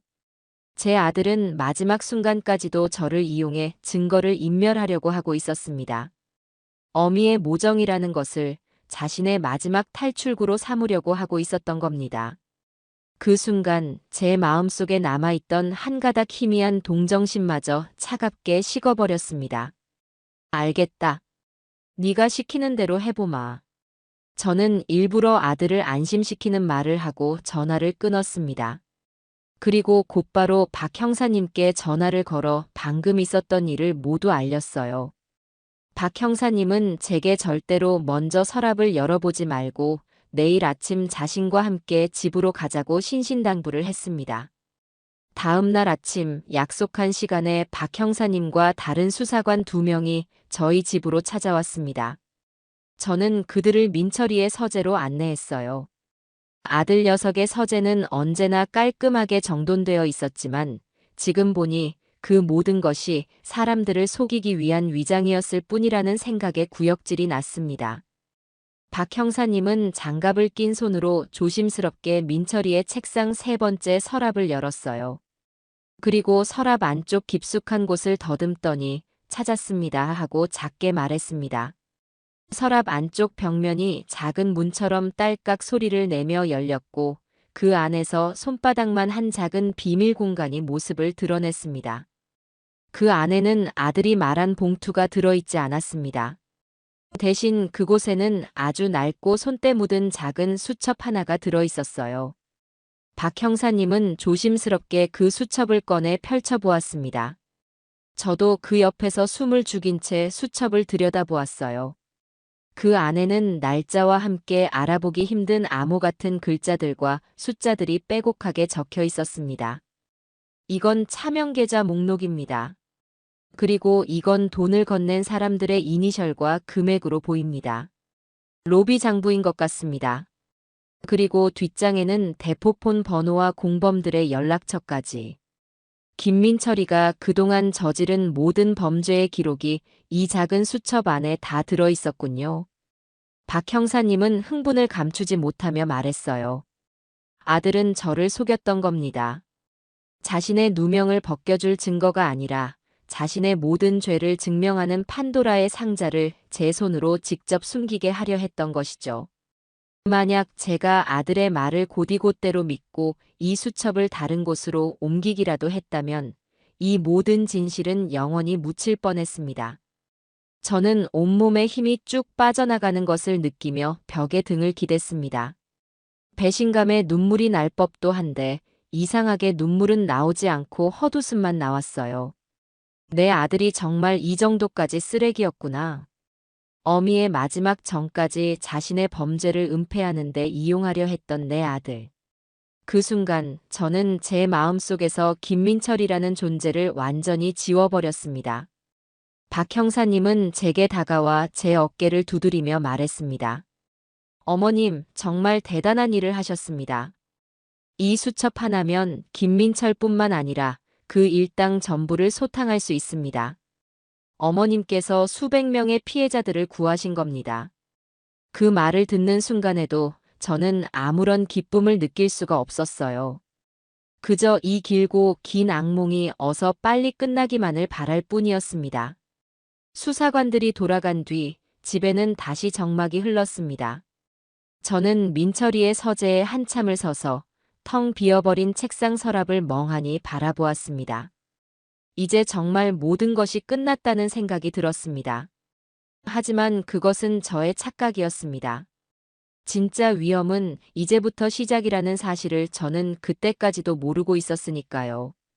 아들의 비밀 장부가 경찰 손에 넘어간 뒤 며칠 동안은 오히려 폭풍전야처럼 조용했습니다. 뉴스에서는 연일 민철이 사건에 대해 떠들어댔지만 더 이상 새로운 소식은 나오지 않았어요. 아마도 박 형사님 팀이 제가 넘겨준 수첩을 바탕으로 공범들을 일망타진하기 위해 비밀리에 수사를 진행하고 있는 것이겠지요. 저와 진서는 하루하루 살얼음판을 걷는 심정으로 숨을 죽인 채 지냈습니다. 집 밖으로는 꼭 필요한 경우가 아니면 한 발짝도 나가지 않았어요. 혹시라도 아들의 공범들이 우리를 해코지하지는 않을까 하는 불안감 때문이었습니다. 하지만 언제까지고 집에만 숨어 있을 수는 없는 노릇이었어요. 냉장고도 텅 비어가고 무엇보다 계속 이렇게 갇혀 지내다가는 둘 다 미쳐버릴 것만 같았습니다. 그래서 며칠 만에 처음으로 저는 진서와 함께 장을 보기 위해 아파트 밖으로 나섰습니다. 일부러 사람들의 눈을 피해 모자를 푹 눌러 쓰고 마스크까지 꼈지만 괜히 모든 사람들이 저를 손가락질하며 수군거리는 것만 같아 고개를 들 수가 없었어요. 저 할머니가 그 사기꾼 어미래. 어미나 아들이나 똑같은 것들이야. 이런 환청이 귓가에 맴도는 듯 했습니다. 장을 보고 무거운 짐을 양손에 나눠들고 아파트 단지로 들어서는 길이었습니다. 아파트 후문 쪽에 인적이 드문 길을 따라 걷고 있는데 갑자기 등 뒤에서 낮고 불쾌한 목소리가 들려왔습니다. 김민철 씨 어머니 되시죠? 저는 너무 놀라 심장이 멎는 줄 알았습니다. 뒤를 돌아보니 검은 옷을 입은 험상궂은 인상의 젊은 남자 하나가 저를 삐딱하게 서서 내려다보고 있었어요. 한눈에 봐도 평범한 사람은 아니었습니다. 온몸에서 서늘하고 위협적인 기운이 뿜어져 나왔어요. 진서는 겁을 먹고 제 팔 뒤로 숨었습니다. 누구신데 그러시죠? 제가 떨리는 목소리로 묻자 남자는 비릿한 웃음을 흘리며 한 걸음 더 제게 다가왔습니다. 그리고는 제 귓가에 대고 뱀처럼 속삭였어요. 쓸데없는 짓은 그만하는 게 좋을 겁니다, 할머니. 괜히 긁어부스럼 만들지 말라고요. 아드님 생각하면 앞으로 몸조심하시는 게 좋을 거예요. 아시겠어요? 그 말을 남기고 남자는 유유히 어둠 속으로 사라졌습니다. 저는 그 자리에 얼어붙은 채 한동안 꼼짝도 할 수가 없었어요. 손에 들고 있던 장바구니가 바닥으로 떨어져 사과 몇 개가 대굴대굴 굴러가는 소리가 고요한 공간을 울렸습니다. 명백한 경고이자 협박이었습니다. 민철이의 공범들이 이미 저와 진서의 존재를 알고 우리를 감시하고 있다는 뜻이었죠. 등줄기에서 식은땀이 흘러내리고 다리가 후들후들 떨려왔습니다. 어머니 괜찮으세요? 어떡해요? 우리 이제 어떡해요? 진서는 거의 울상이 되어 제 팔을 붙잡았습니다. 솔직히 저도 너무나 무서웠습니다. 하지만 그 두려움보다 더 큰 감정이 제 마음속에서 불길처럼 치솟아 올랐어요. 그것은 바로 분노였습니다. 감히 저 따위 버러지 같은 놈들이 나를 협박해? 내 아들놈 하나 잘못 키운 죄로 평생을 죄인처럼 살아야 하는 것도 억울해 죽겠는데 이제는 그놈의 똘마니들한테까지 이런 취급을 당해야 한단 말인가. 저는 오히려 오기가 생겼습니다. 그래, 어디 한번 해볼 테면 해봐라. 이 늙은이가 죽기 전에 니놈들 뿌리까지 모조리 다 뽑아버리고 말 테다. 저는 떨리는 다리에 힘을 주고 똑바로 섰습니다. 그리고 진서의 손을 꽉 잡았어요. 아가, 정신 똑바로 차려. 저놈들이 저렇게 나온다는 건 지금 우리가 아주 잘하고 있다는 뜻이야. 저놈들이 지금 막다른 골목에 몰려서 똥줄이 타기 시작했다는 증거라고. 그러니까 우리는 여기서 멈추면 안 돼. 더 독하게, 더 모질게 나가야 해. 제 단호한 목소리에 진서도 조금은 안정을 되찾은 듯 눈물을 닦고 고개를 끄덕였습니다. 그날 밤 저는 잠을 이룰 수가 없었습니다. 두려움 때문이 아니었어요. 앞으로 무엇을 해야 할지에 대한 고민 때문이었습니다. 경찰이 수사를 하고 있지만 그것만으로는 부족하다는 생각이 들었어요. 아들이 숨겨놓은 재산을 전부 찾아내려면, 그리고 그 공범 놈들의 실체를 완전히 밝혀내려면 무언가 결정적인 단서가 더 필요했습니다. 그리고 그 단서는 어쩌면 아들이 아닌 다른 곳에 있을지도 모른다는 생각이 들었죠. 다음 날 아침, 저는 진서에게 말했습니다. 아가, 우리 피해자분들을 찾아가자. 네, 피해자분들을요? 하지만 그분들이 우리를 만나주실까요? 문전박대만 당할 거예요. 어쩌면. 진서는 겁을 먹고 말을 잇지 못했습니다. 돌팔매질이라도 당할까봐 두려웠겠지요. 저 역시 두렵지 않은 것은 아니었습니다. 하지만 저는 고개를 저었어요. 그래도 가야 해. 가서 무릎 꿇고 사죄라도 드려야지. 그게 인간된 도리야. 그리고 어쩌면 그분들과 이야기를 나누다 보면 우리가 미처 몰랐던 무언가를 알게 될 수도 있어. 민철이가 그분들에게 접근했을 때 무슨 말을 했는지, 또 다른 공범은 없었는지, 뭐라도 단서가 될 만한 게 있을지 몰라. 제 설득에 진서도 마지못해 고개를 끄덕였습니다. 저희는 수소문 끝에 이번 사건의 피해자들이 임시로 모여 지내는 작은 쉼터가 있다는 것을 알게 되었습니다. 시에서 마련해준 낡은 경로당 건물을 개조한 곳이었어요. 그곳으로 향하는 길은 마치 사형장으로 끌려가는 죄수처럼 발걸음이 떨어지지 않았습니다. 쉼터 문을 열고 들어서는 순간 수십 개의 눈동자가 일제히 저희에게로 향했습니다. 그 눈빛들 속에는 원망, 분노, 경멸, 그리고 깊은 절망이 뒤섞여 있었어요. 방 안의 공기는 무겁고 차갑게 가라앉아 있었습니다. 여기저기서 한숨과 탄식이 흘러나왔고 몇몇 분들은 넋이 나간 사람처럼 허공만 바라보고 있었어요. 제 아들 김민철이가 바로 이 평범하고 선량한 사람들의 인생을 송두리째 앗아간 것이었습니다. 저는 그분들 앞에 나아가 진서와 함께 바닥에 무릎을 꿇었습니다. 그리고는 차가운 바닥에 이마를 대고 깊이 머리를 조아렸어요. 죄송합니다. 정말 죄송합니다. 제가 죽을 죄를 지었습니다. 제 아들놈을 대신해서 이 죄인의 어미가 무릎 꿇고 사죄드립니다. 제 목소리는 형편없이 떨리고 갈라졌습니다. 한동안 아무도 말이 없었어요. 싸늘한 침묵만이 저희를 짓눌렀습니다. 그때 한쪽 구석에서 익숙한 목소리가 들려왔습니다. 이제 와서 사죄하면 뭐가 달라지는데? 죽은 우리 영감이 살아 돌아오기라도 한데? 네 아들놈 때문에 평생 모은 돈 다 날리고 충격으로 우리 영감은 눈도 못 감고 저 세상 갔어. 근데 이제 와서 죄송하다고?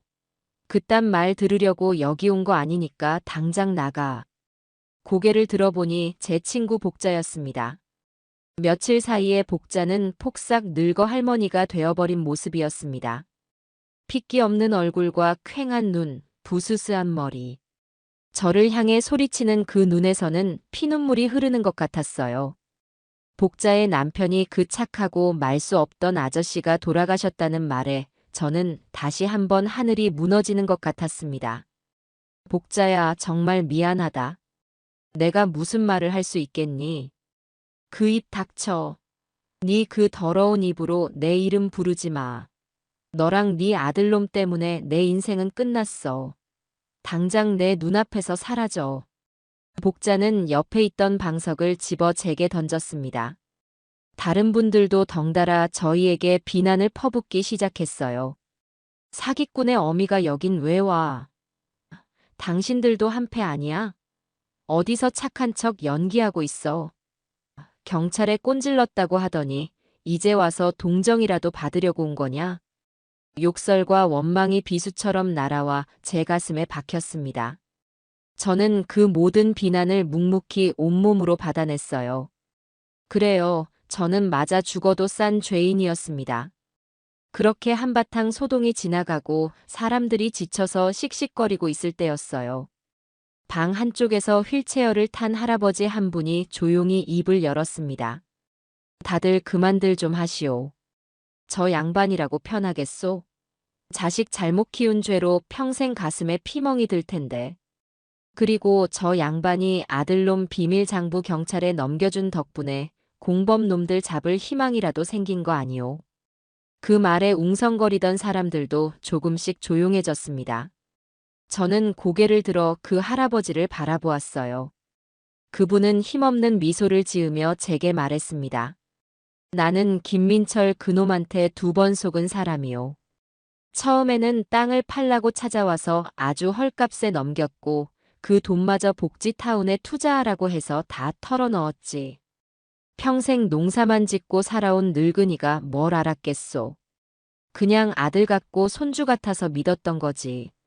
할아버지의 이야기를 시작으로 다른 분들도 하나둘씩 자신들의 기막힌 사연을 털어놓기 시작했습니다. 다들 제 아들 민철이의 그 선량해 보이는 얼굴과 효자라는 소문에 감쪽같이 속아 넘어갔던 것이었어요.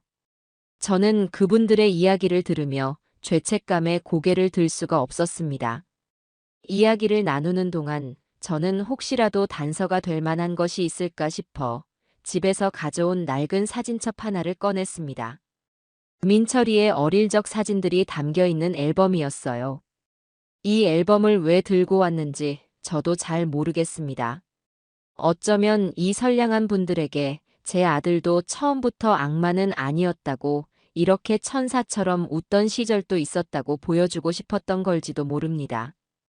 참으로 어리석은 생각이었죠. 저는 사진첩을 한 장 한 장 넘겼습니다. 돌잔치 사진, 유치원 졸업식 사진, 초등학교 입학식 사진 속에 민철이는 하나같이 해맑고 사랑스럽게 웃고 있었습니다. 이 아이가 커서 어떻게 그런 끔찍한 괴물이 되었을까요? 제 눈에서 뜨거운 눈물이 앨범 위로 뚝뚝 떨어졌습니다. 그렇게 한참 동안이나 앨범을 들여다보던 제 손가락이 어느 한 사진 앞에서 멈췄습니다. 초등학교 2학년 때쯤이었을까요? 시골 할머니 댁에 놀러가서 찍은 사진이었습니다.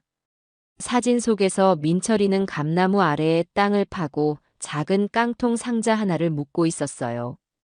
그리고는 카메라를 보며 아주 자랑스러운 표정으로 환하게 웃고 있었죠. 그 사진을 보는 순간 제 머릿속에서 아주 오래전의 기억 하나가 안개 속에서처럼 아련하게 떠올랐습니다. 그날 흙투성이가 된 채로 제게 달려와서 자랑하던 아들의 목소리가 귓가에 생생하게 들려오는 듯했어요. 엄마, 엄마. 나 저기 감나무 밑에 세상에서 제일 소중한 보물을 묻었어. 아무한테도 말하면 안 돼. 나중에 내가 어른이 되면 꺼낼 거야. 세상에서 제일 소중한 보물. 그때는 그저 아이의 귀여운 장난이라고만 생각하고 웃어넘겼습니다. 하지만 지금 이 순간 그 기억은 제게 전혀 다른 의미로 다가왔습니다. 어릴 적부터 무언가를 숨기는 데에 특별한 재능과 집착을 보였던 내 아들. 그 녀석에게 비밀 장소란 어떤 의미였을까요? 그 순간 제 머릿속에 무언가 번개처럼 강렬한 예감이 스쳐 지나갔습니다. 혹시? 설마. 아니, 그럴 리가. 하지만 한번 피어오른 의심의 불씨는 걷잡을 수 없이 타오르기 시작했습니다. 어쩌면 그 감나무 아래에 내 아들이 숨겨둔 마지막 진실이 잠들어 있을지도 모른다는 미친 생각이 제 온몸을 전율처럼 휩싸고 있었습니다. 쉼터에서 집으로 돌아오는 내내 제 머릿속은 온통 시골집 감나무 생각뿐이었습니다. 사진 속에서 환하게 웃고 있던 어린 아들의 모습과 세상에서 제일 소중한 보물이라며 속삭이던 그 목소리가 계속해서 귓가에 맴돌았어요.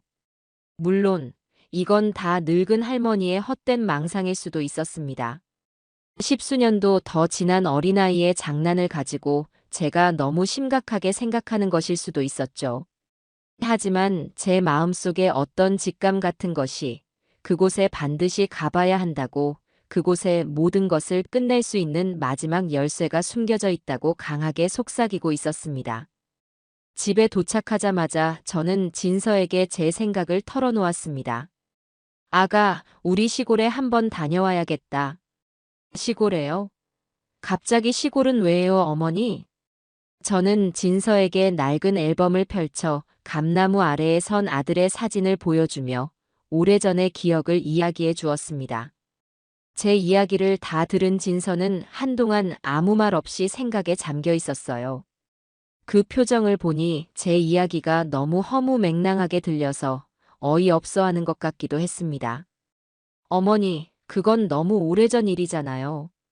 그냥 아이들 장난이었을 수도 있고요. 괜히 헛걸음만 하시는 거 아닐까요? 나도 알아. 내가 지금 제정신이 아닌 소리를 하고 있다는 거. 하지만 아가, 이상하게 자꾸만 그곳에 가봐야 한다는 생각이 들어. 그놈은 어릴 때부터 그랬어. 자기가 아끼는 구슬이나 딱지 같은 건 꼭 아무도 모르는 곳에 숨겨두곤 했지. 그리고 그걸 찾아내면 어린애답지 않게 불같이 화를 냈어. 자기만의 비밀 공간에 대한 집착이 아주 강한 아이였지. 어쩌면 그 버릇이 지금까지 이어져 온 걸지도 몰라. 제 간절한 설득에 진서도 마침내 고개를 끄덕였습니다. 어쩌면 진서 역시 지푸라기라도 잡는 심정으로 제 허무맹랑한 직감에 기대를 걸어보고 싶었는지도 모릅니다. 문제는 어떻게 그곳까지 가느냐였습니다. 민철이의 공범들이 저희를 감시하고 있다는 것을 아는 이상 함부로 움직였다가는 무슨 일을 당할지 몰랐어요. 차를 타고 가면 금방이겠지만 그러면 틀림없이 꼬리가 붙을 것이 뻔했습니다. 고민 끝에 저희는 일부러 사람들의 눈을 속이기로 했습니다. 다음 날 새벽 저희는 등산복 차림으로 집을 나섰어요. 마치 동네 뒷산에 아침 운동이라도 가는 것처럼요. 그리고는 버스를 타고 지하철을 타고 일부러 시내를 몇 바퀴나 빙빙 돌았습니다. 혹시라도 누군가 따라붙었을까봐 버스에서도 여러 번 중간에 내렸다 타기를 반복했어요. 그렇게 한나절을 꼬박 길 위에서 보낸 뒤에야 저희는 겨우 시골로 가는 시외버스에 몸을 실을 수 있었습니다. 버스는 한적한 시골길을 한참이나 달렸습니다. 차창 밖으로 익숙한 풍경들이 스쳐 지나갈 때마다 제 마음속에서는 잊고 있던 옛 기억들이 파노라마처럼 펼쳐졌어요. 남편과 함께 땀 흘려 밭을 갈던 기억, 어린 민철이를 업고 콧노래를 부르며 걷던 이 길. 그때는 가난했지만 참 행복했었는데 이렇게 반듯하고 예쁘기만 하던 내 아들이 어쩌다 그런 무서운 괴물이 되어버렸을까요? 제 눈가에 또다시 뜨거운 눈물이 맺혔습니다. 몇 시간을 달려 도착한 고향 마을은 제가 기억하던 모습과는 많이 달라져 있었습니다. 젊은 사람들은 다 도시로 떠나고 이제는 빈집들이 더 많은 쇠락한 시골 마을이 되어 있었죠. 저희가 내린 정류장에는 사람 그림자 하나 보이지 않았습니다. 저희의 옛집은 마을에서도 가장 외진 곳에 떨어져 있었어요. 저희는 흙먼지가 날리는 비포장도로를 한참이나 걸어 들어갔습니다. 마침내 저 멀리 금방이라도 쓰러질 듯 낡고 허름한 저희의 옛집이 보였을 때 저는 그 자리에 우뚝 멈춰 서고 말았습니다. 대문은 반쯤 부서져 떨어져 나갔고 마당에는 사람 키만큼 잡초가 무성하게 자라 있었어요. 그 모습이 마치 모든 희망을 잃고 폐허가 되어버린 제 인생을 보는 것만 같아 가슴이 아려왔습니다. 어머니. 진서가 걱정스럽게 제 팔을 부축했습니다. 저는 애써 마음을 다잡고 삐걱거리는 대문을 밀고 안으로 들어섰어요. 그리고 마당 한가운데에 수십 년의 세월을 꿋꿋하게 버티고 서 있는 늙은 감나무를 발견했습니다. 사진 속의 그 나무가 틀림없었어요. 가지는 앙상하게 말라 있었지만 그 모습은 제 기억 속 모습 그대로였습니다. 저희는 집 안으로 들어가 창고 구석에 녹슬어 처박혀 있던 낡은 삽과 호미를 찾아들었습니다. 그리고는 망설일 것도 없이 감나무 아래로 다가가 땅을 파기 시작했어요. 오랫동안 사람의 발길이 닿지 않은 땅은 돌처럼 단단하게 굳어 있었습니다. 삽이 땅에 박힐 때마다 퍽, 퍽 하는 둔탁한 소리가 고요한 공간을 울렸어요. 저희는 땀을 뻘뻘 흘리며 교대로 땅을 파내려갔습니다. 처음에 비장했던 마음과는 달리 시간이 흐를수록 점점 불안한 마음이 고개를 들기 시작했습니다. 어쩌면 이건 정말 헛수고일지도 모른다는 생각, 내가 지금 무슨 정신 나간 짓을 하고 있는 건가 하는 후회가 밀려왔어요. 어머니, 그냥 그만할까요? 너무 힘드신 것 같아요.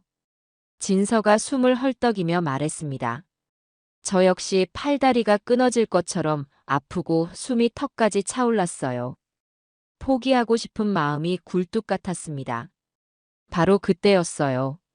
제가 마지막이라는 심정으로 힘껏 내리찍은 삽 끝에서 캉 하는 흙과는 다른 무언가에 부딪히는 날카로운 리가 났습니다. 저와 진서는 동시에 동작을 멈추고 서로를 바라보았어요. 저희의 눈에 다시 희망의 불꽃이 타오르기 시작했습니다. 저희는 다시 미친 듯이 흙을 파헤쳤습니다.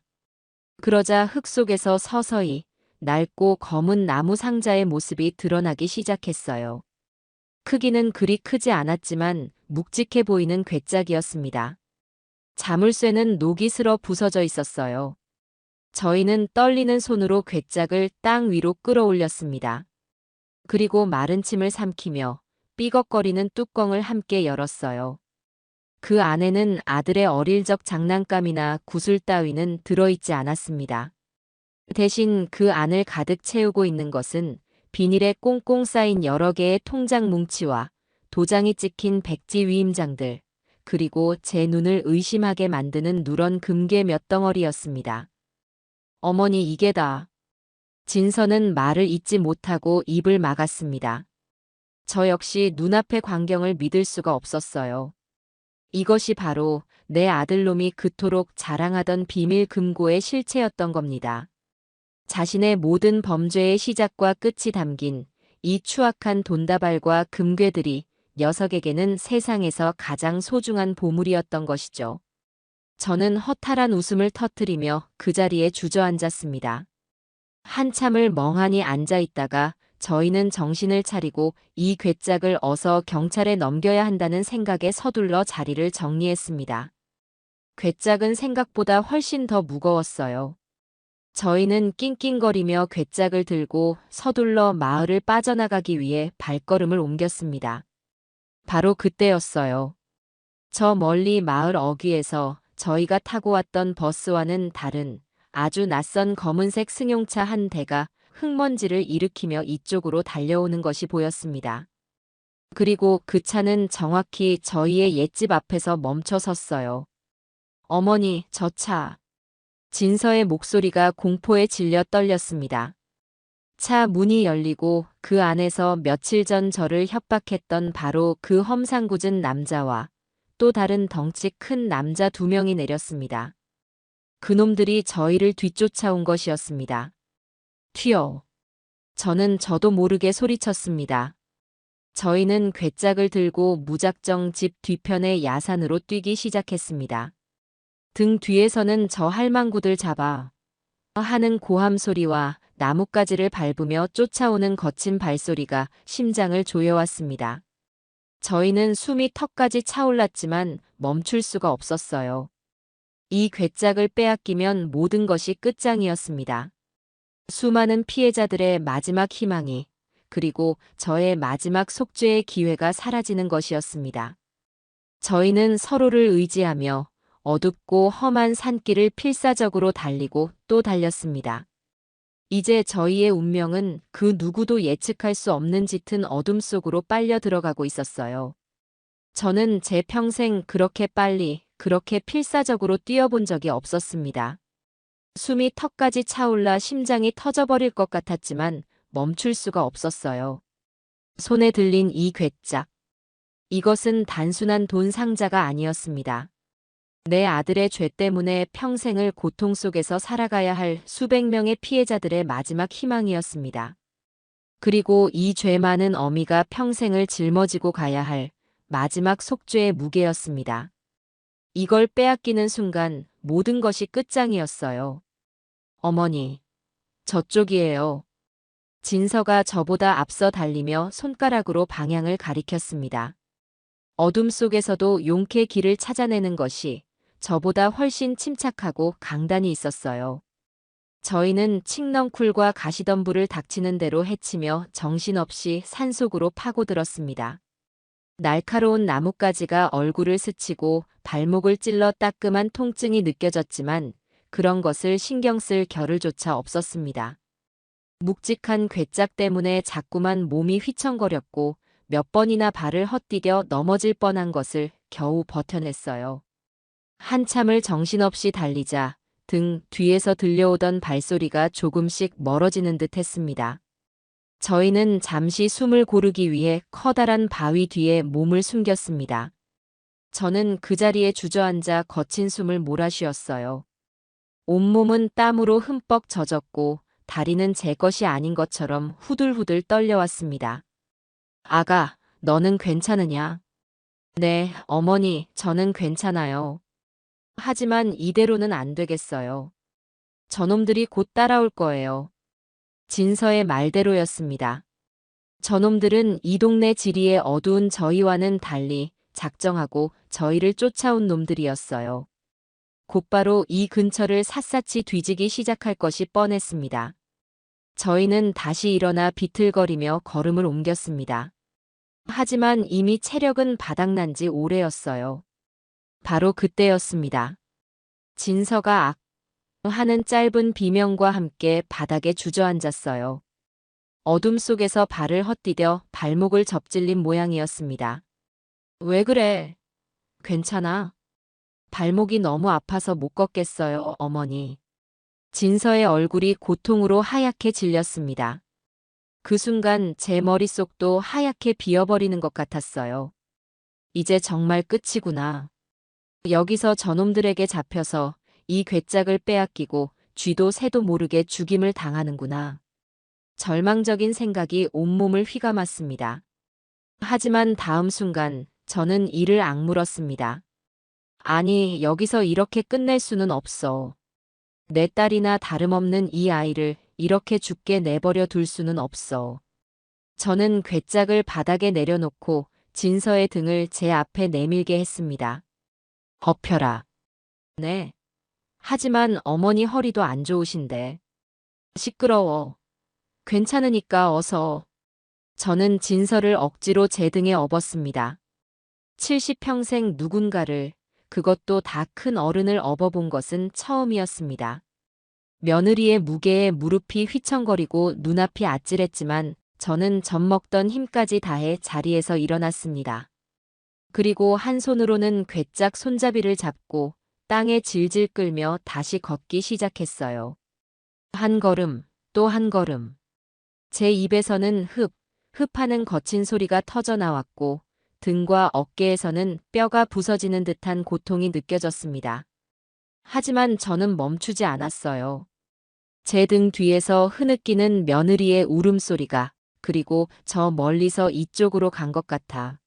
찾아봐. 하고 외치는 놈들의 목소리가 저를 채찍질했습니다. 얼마나 걸었을까요? 더 이상은 단 한 걸음도 내디딜 수 없다고 생각했을 때 제 눈앞에 희미하게 어떤 형태가 보였습니다. 그것은 아주 오래전 동네 사냥꾼들이 짐승을 피하기 위해 임시로 파놓았던 작은 토굴이었습니다. 지금은 거의 허물어져 입구가 좁았지만 우리 두 사람이 겨우 몸을 숨길 수는 있을 것 같았어요. 저는 마지막 남은 힘을 쥐어짜 내 진서를 토굴 안으로 밀어넣고 저도 괴짝과 함께 굴러 들어가다시피 했습니다. 그리고는 입구를 마른 나뭇잎과 덤불로 급하게 가렸어요. 토굴 안은 한 사람이 겨우 누울 수 있을 정도로 비좁고 축축했습니다. 저희는 숨소리조차 내지 않으려고 입을 틀어막은 채 웅크렸어요. 잠시 후 저희가 숨어있는 토굴 바로 위로 놈들의 발소리가 들려왔습니다. 젠장, 어디로 사라진 거야? 분명 이 근처일 텐데 샅샅이 뒤져. 그놈들의 목소리가 바로 머리 위에서 들려올 때마다 제 심장은 발소리에 맞춰 터질 듯이 요동쳤습니다. 제발, 제발 우리를 그냥 지나쳐가게 해주세요. 저는 평생 믿지도 않던 하늘에 필사적으로 기도했습니다. 시간이 얼마나 흘렀을까요? 영원처럼 느껴지던 시간이 지나고 놈들의 발소리와 목소리가 조금씩 멀어져 갔습니다. 그들이 다른 쪽으로 수색을 하러 간 모양이었어요. 저는 그제야 참았던 숨을 몰아쉬었습니다. 하지만 안심하기는 일렀어요. 날이 밝으면 놈들은 다시 이곳을 샅샅이 뒤질 것이고 그때는 정말 꼼짝없이 잡히고 말 겁니다. 저는 떨리는 손으로 품속에서 휴대폰을 꺼내 들었습니다. 다행히 아직 배터리가 조금 남아 있었어요. 저는 서둘러 박 형사님의 번호를 눌렀습니다. 제발, 제발 전화를 받아야 해. 몇 번의 신호음이 가고 마침내 수화기 너머에서 박 형사님의 잠긴 목소리가 들려왔습니다. 여보세요? 형사님, 저예요. 김민철 어미. 저는 목소리를 최대한 낮춰 속삭였습니다. 어머님, 지금 어디십니까? 괜찮으십니까? 박 형사님의 목소리에 다급함이 묻어났습니다. 형사님, 저희가 아들놈이 숨겨둔 마지막 비자금을 찾았어요. 그런데 공범놈들이 저희를 쫓아와서 지금 시골 옛집 뒷산 토굴에 숨어 있어요. 제발 저희 좀 살려주세요. 어머님 진정하시고 거기가 정확히 어딘지 말씀해 주실 수 있겠습니까?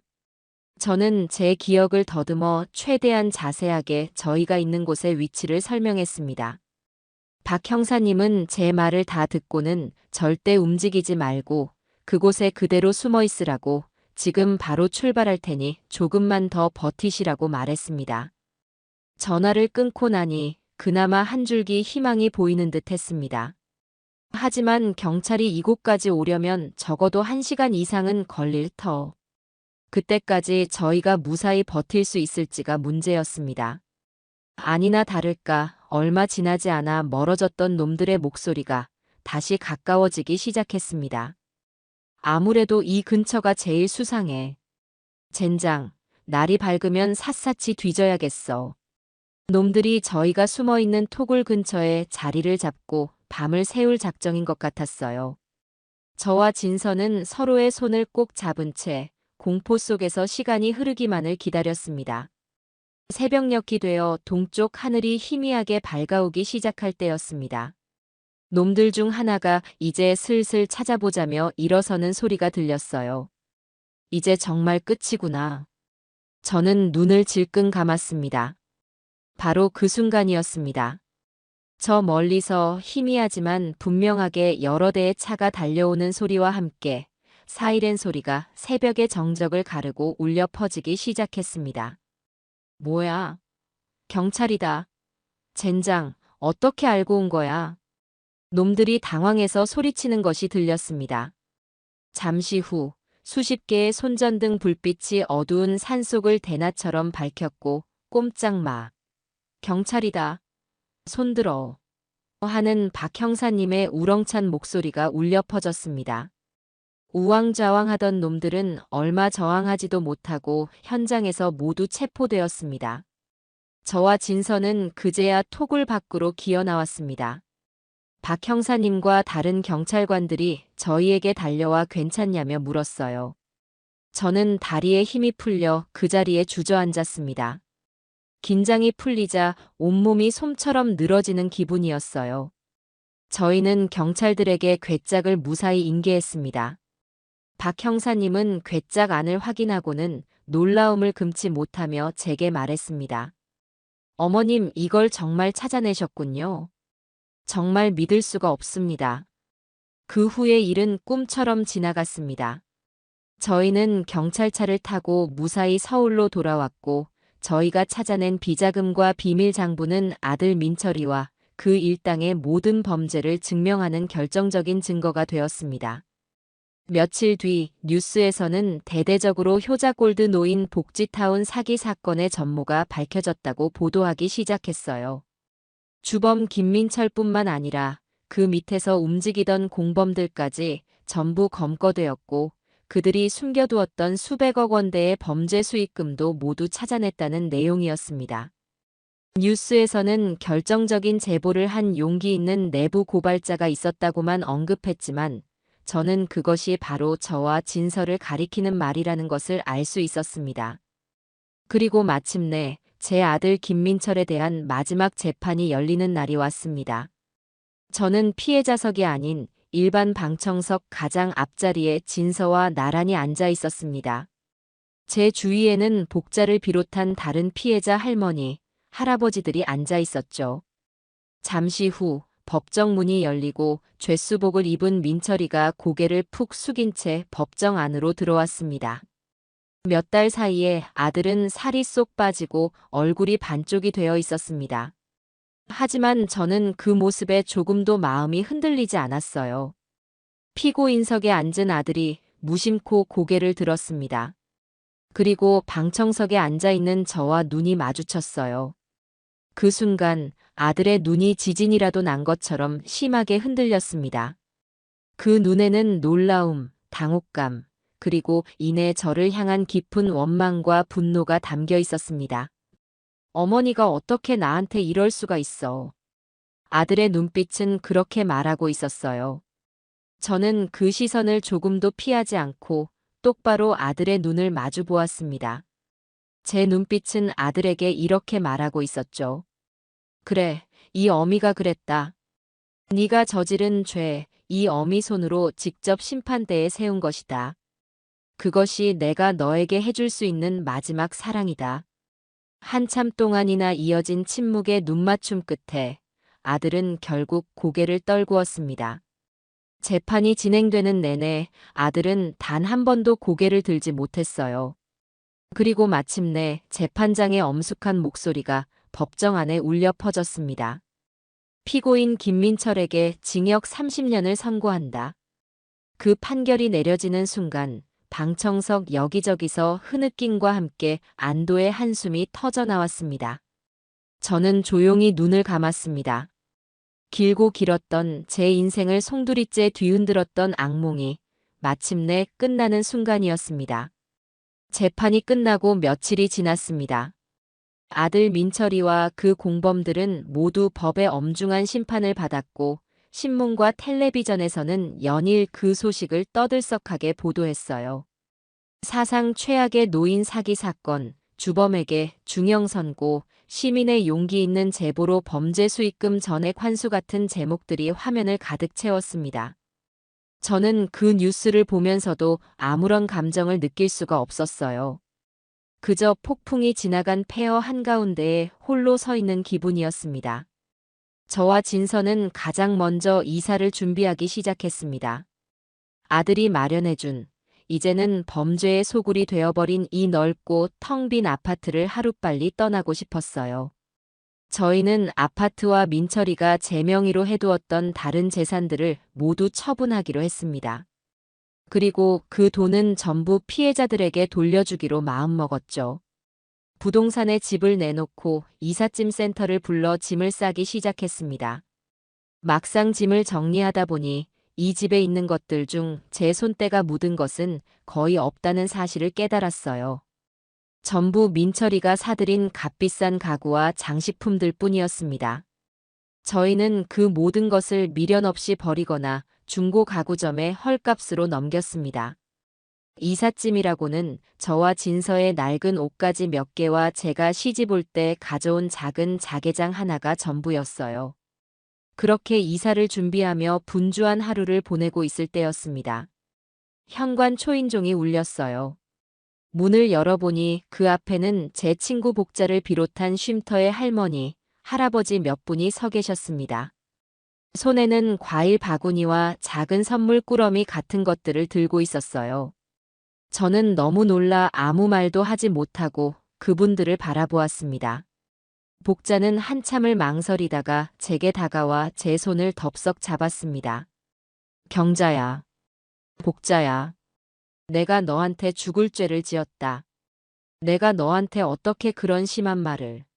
너도 똑같은 피해자고 나보다 더 가슴이 찢어지고 있을 텐데 내가 정말 미쳤었나 보다. 제발 나를 용서해다오.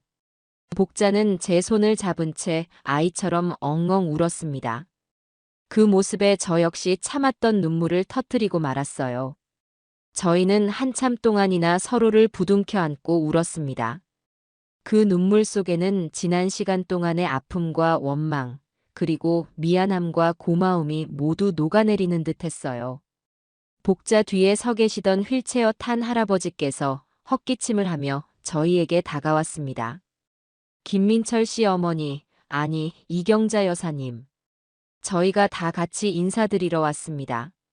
여사님과 며느님이 아니었으면 저희는 평생 길거리에서 억울하게 죽었을 겁니다. 이 은혜를 어떻게 다 갚아야 할지 모르겠습니다. 할아버지는 휠체어에 앉은 채로 제게 깊이 고개를 숙였습니다. 다른 분들도 모두 저와 진서를 향해 허리를 굽혀 감사 인사를 했어요. 저는 어쩔 줄을 몰라 하며 그분들의 손을 잡았습니다. 아닙니다. 이러지 마세요. 저는 죄인의 어미일 뿐입니다. 제가 무슨 자격으로 이런 인사를 받겠습니까? 오히려 제가 여러분께 평생을 속죄하며 살아야지요. 아닙니다, 여사님. 자식 잘못은 자식 잘못이고 여사님은 위대한 일을 하신 겁니다. 저희 모두 그렇게 생각하고 있습니다. 그러니 너무 자책하지 마시고 앞으로는 며느님과 함께 꿋꿋하게 살아가십시오. 저희가 늘 응원하겠습니다. 그분들은 한참 동안이나 저희의 손을 잡아주시며 위로와 감사의 말을 전하고 떠났습니다. 텅 빈 집에는 저희 두 사람과 그분들이 남기고 간 따뜻한 온기만이 가득했습니다. 저는 그날 처음으로 아주 오랜만에 깊은 잠을 잘 수 있었습니다. 며칠 뒤 저희는 정들었던 그리고 원망스러웠던 아파트를 떠나 작은 빌라의 월세방으로 이사를 했습니다. 예전 집에 비하면 방도 좁고 허름했지만 이상하게도 마음은 훨씬 더 편안하고 아늑했어요. 더러운 돈으로 치장된 가짜 행복이 아니라 정직한 가난 속에서 진짜 행복을 찾은 기분이었습니다. 이삿짐을 다 풀고 저희는 작은 밥상에 마주 앉아 단출한 저녁을 먹었습니다. 밥과 김치 그리고 된장찌개가 전부인 소박한 밥상이었지만 제 평생 먹어본 그 어떤 진수성찬보다도 더 꿀맛처럼 달게 느껴졌어요. 밥을 먹는 내내 아무 말 없던 진서가 갑자기 숟가락을 내려놓고 저를 똑바로 쳐다보며 말했습니다. 어머니. 왜 그러니, 아가? 저 어머니께 드릴 말씀이 있어요. 진서는 한참을 망설이다가 결심한 듯 입을 열었습니다. 저 이제 어머니 딸 할래요. 민철 씨와는 법적으로도 완전히 남남이 되었지만 어머니와는 그렇게 되기 싫어요. 어머니만 괜찮으시다면 제가 평생 어머니 딸이 되어서 옆에서 모시고 살고 싶어요. 허락해 주시겠어요? 그 말을 듣는 순간 제 눈에서 다시 한번 뜨거운 눈물이 왈칵 쏟아졌습니다. 저는 아무 말도 하지 못하고 그저 고개만 계속 끄덕였어요. 제게는 세상에서 가장 나쁜 아들은 있었지만 세상에서 가장 착하고 귀한 딸이 있었습니다. 제가 무슨 복을 지었기에 이 지옥 같은 시간 속에서 이토록 귀한 보물을 얻게 된 걸까요? 저는 자리에서 일어나 진서를 힘껏 끌어안았습니다. 제 품에 안긴 며느리, 아니, 내 딸의 작은 어깨가 가늘게 떨리고 있었습니다. 우리는 그렇게 한참 동안이나 서로를 부둥켜 안고 기쁨과 슬픔이 뒤섞인 뜨거운 눈물을 흘렸어요. 제 인생의 가장 어두운 밤이 지나고 마침내 새로운 아침이 밝아오고 있었죠. 그렇게 저희 두 사람의 새로운 인생이 시작되었습니다. 시간은 참으로 무심하면서도 고마운 것이더군요. 아들이 제 인생에 남긴 깊은 상처와 배신감은 여전히 가슴 한구석에 남아 있었지만 진서와 함께하는 소박하고 정직한 일상은 그 상처 위에 따뜻한 햇살을 비춰주고 딱딱한 흉터를 부드럽게 어루만져 주었습니다. 몇 달이 지난 어느 날 저는 아주 오랜만에 용기를 내어 동네 경로당을 찾아갔습니다. 그동안 사람들의 시선이 두려워 집 안에만 틀어박혀 지냈지만 언제까지고 이렇게 숨어 살 수만은 없다는 생각이 들었기 때문입니다. 경로당 문을 열고 들어서는 순간 안에서 화투를 치고 있던 할머니들의 시선이 모두 제게로 향했습니다. 잠시 어색한 침묵이 흘렀어요. 저는 차마 고개를 들지 못하고 문 앞에서 머뭇거리고 있었습니다. 바로 그때 복자가 화투패를 내려놓고 환한 얼굴로 제게 다가와 팔짱을 꼈습니다. 어머, 경자 아니야. 여태 어디 갔다가 이제 와. 너 없어서 얼마나 심심했는지 알아? 다들 너 오기만 기다리고 있었어. 자, 이리 와서 앉아. 마침 사람 하나 모자랐는데 잘 됐다. 복자는 아무 일도 없었다는 듯 저를 가장 좋은 자리에 앉히고는 따뜻한 유자차까지 타서 손에 쥐어주었습니다. 다른 할머니들도 그러게 왜 이제야 왔어? 그동안 마음고생 심했지? 이제 다 잊어버려. 얼굴이 반쪽이 됐네. 어서 이거라도 좀 먹어봐. 하며 제게 온갖 간식들을 챙겨주셨어요. 그 누구도 제게 아들 이야기를 꺼내거나 아픈 상처를 들추어내지 않았습니다. 그저 오랜만에 만난 늙은 친구를 따뜻하게 맞아줄 뿐이었죠. 그 따뜻한 환대에 저는 또다시 코끝이 찡해지는 것을 느끼며 조용히 웃었습니다.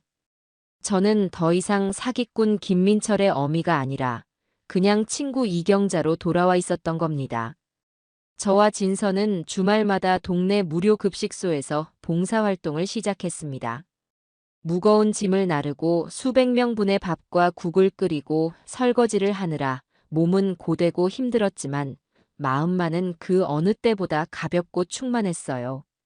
할머니, 정말 고맙습니다. 맛있게 잘 먹을게요.